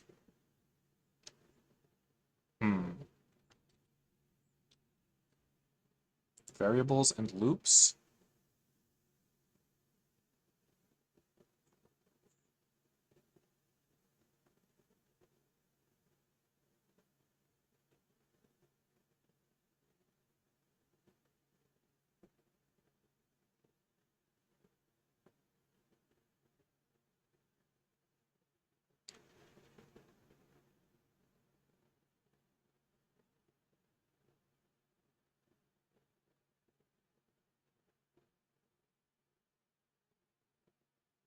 Multiple value. Okay, hold on.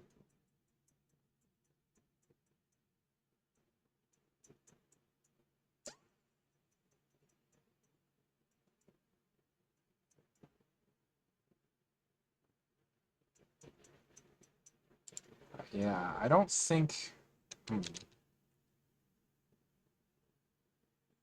Oh, wait a minute. I think I know. So var a equals num0. I just did that. Okay, so echo $a, put $a. So what about set? So set a equals plus $a1. So now what is a? Oh, okay, yeah, so we can totally do that. I just forgot about set. Okay, so set $tests passed equals plus $tests passed 1. So we can do that. And then do we do else?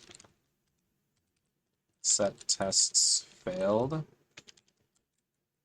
plus $tests failed.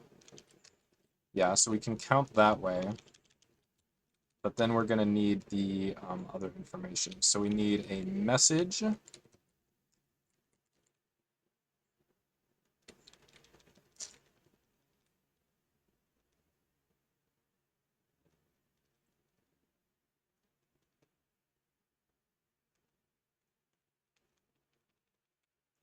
So instead of doing for, I feel like I more likely want to map over the tests and see if there's going to be a message or whatever on each one.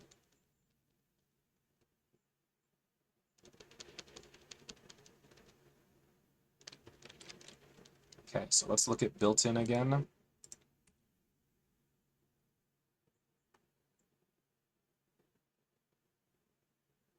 Is there like, oh, let's see what there is. Slurp. Make map.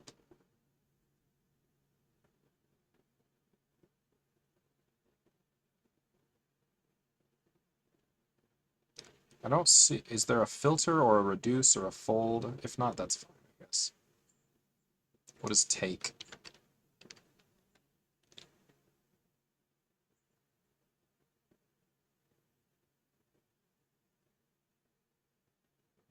P each? Oh, parallel.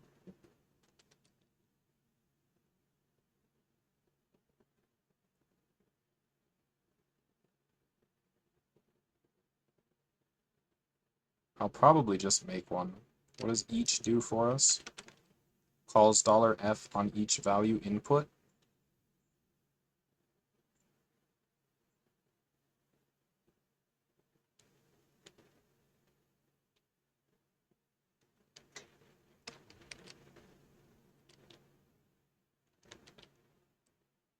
So there's a parallel each. Is there a parallel something else?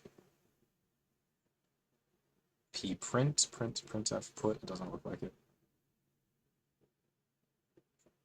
Constantly. Output a function that takes no arguments and outputs values. Constantly lorem in ipsum.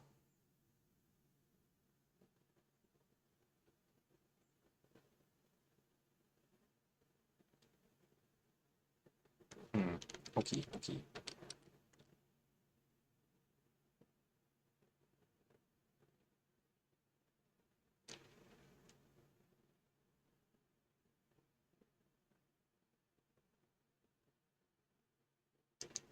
This one.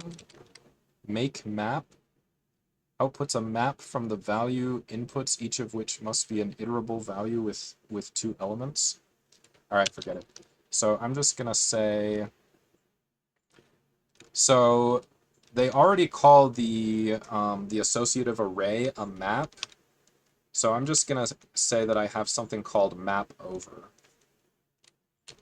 So I'm just going to say function map over, which takes an f and a m for map.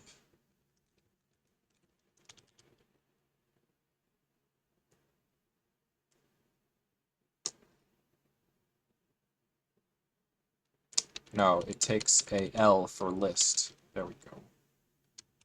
So map over, and then we're going to go for $L.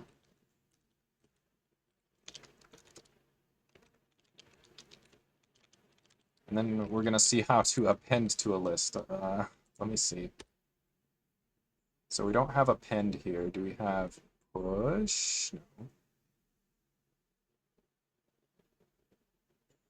I think what we do is we set the list to combine with the other list, basically. So let's see. So if we say var a equals, and we make it a list,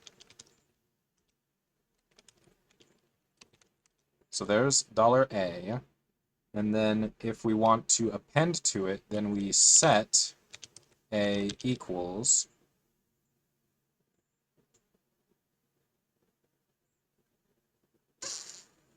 and then I think we explode it at $A. I think it's just at A, and then something. And then, so now what is A? Nope, nope, nope, nope.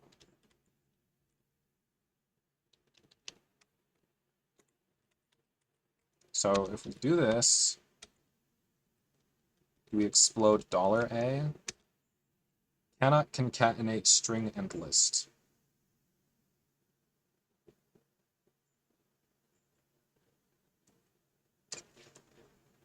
Fair enough, fair enough.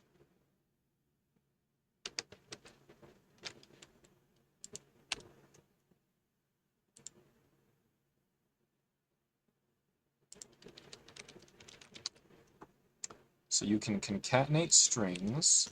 Can we append? Oh no. What about that at sign? So we can explode variable use.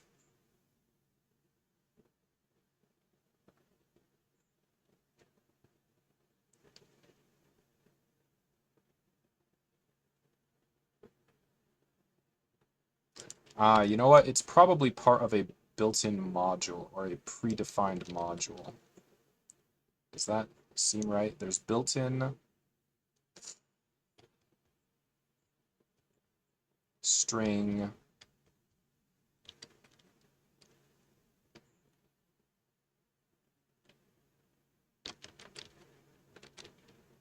so this one I think is strictly speaking numerical.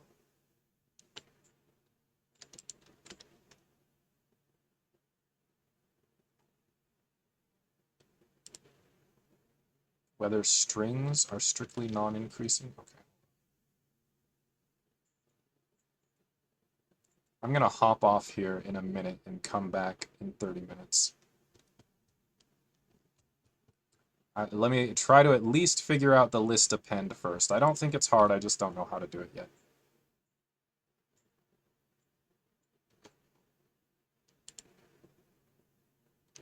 Language, okay.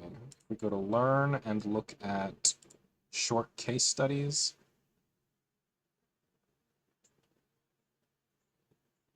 Oh, wait a minute, wait a minute.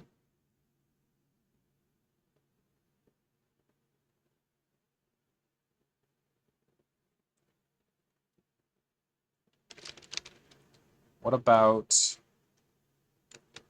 put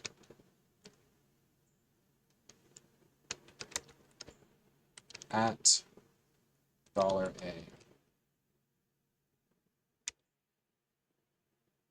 Cannot concatenate string and list. Okay, so var a equals this. Put $A.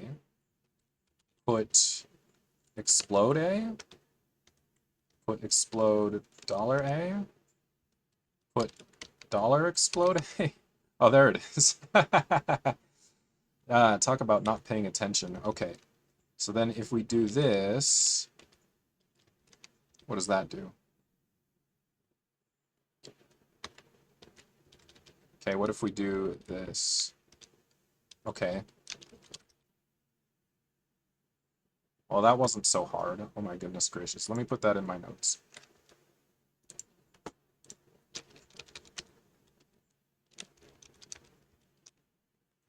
Note. For list append. Here, let me make that a function, actually. Function append. And it takes a list and an element. Just to know if I've got it, I think. So here we put $at L E. And I think it's as simple as that, but I was confused before. Okay, so now if I do function append, takes list and E, and puts $L E. So now if I say var A equals foo bar, and then set A equals capture append a hi there, and now put a, no, this doesn't look it right at all. What the heck? Oh, set A equals append. So now it should be A E hi there. Maybe? No. Huh. Why did I end up with an E?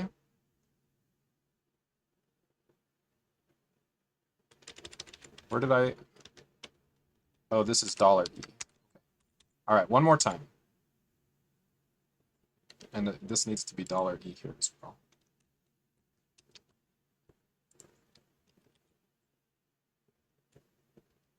Okay, so foo bar or whatever, and then we're going to append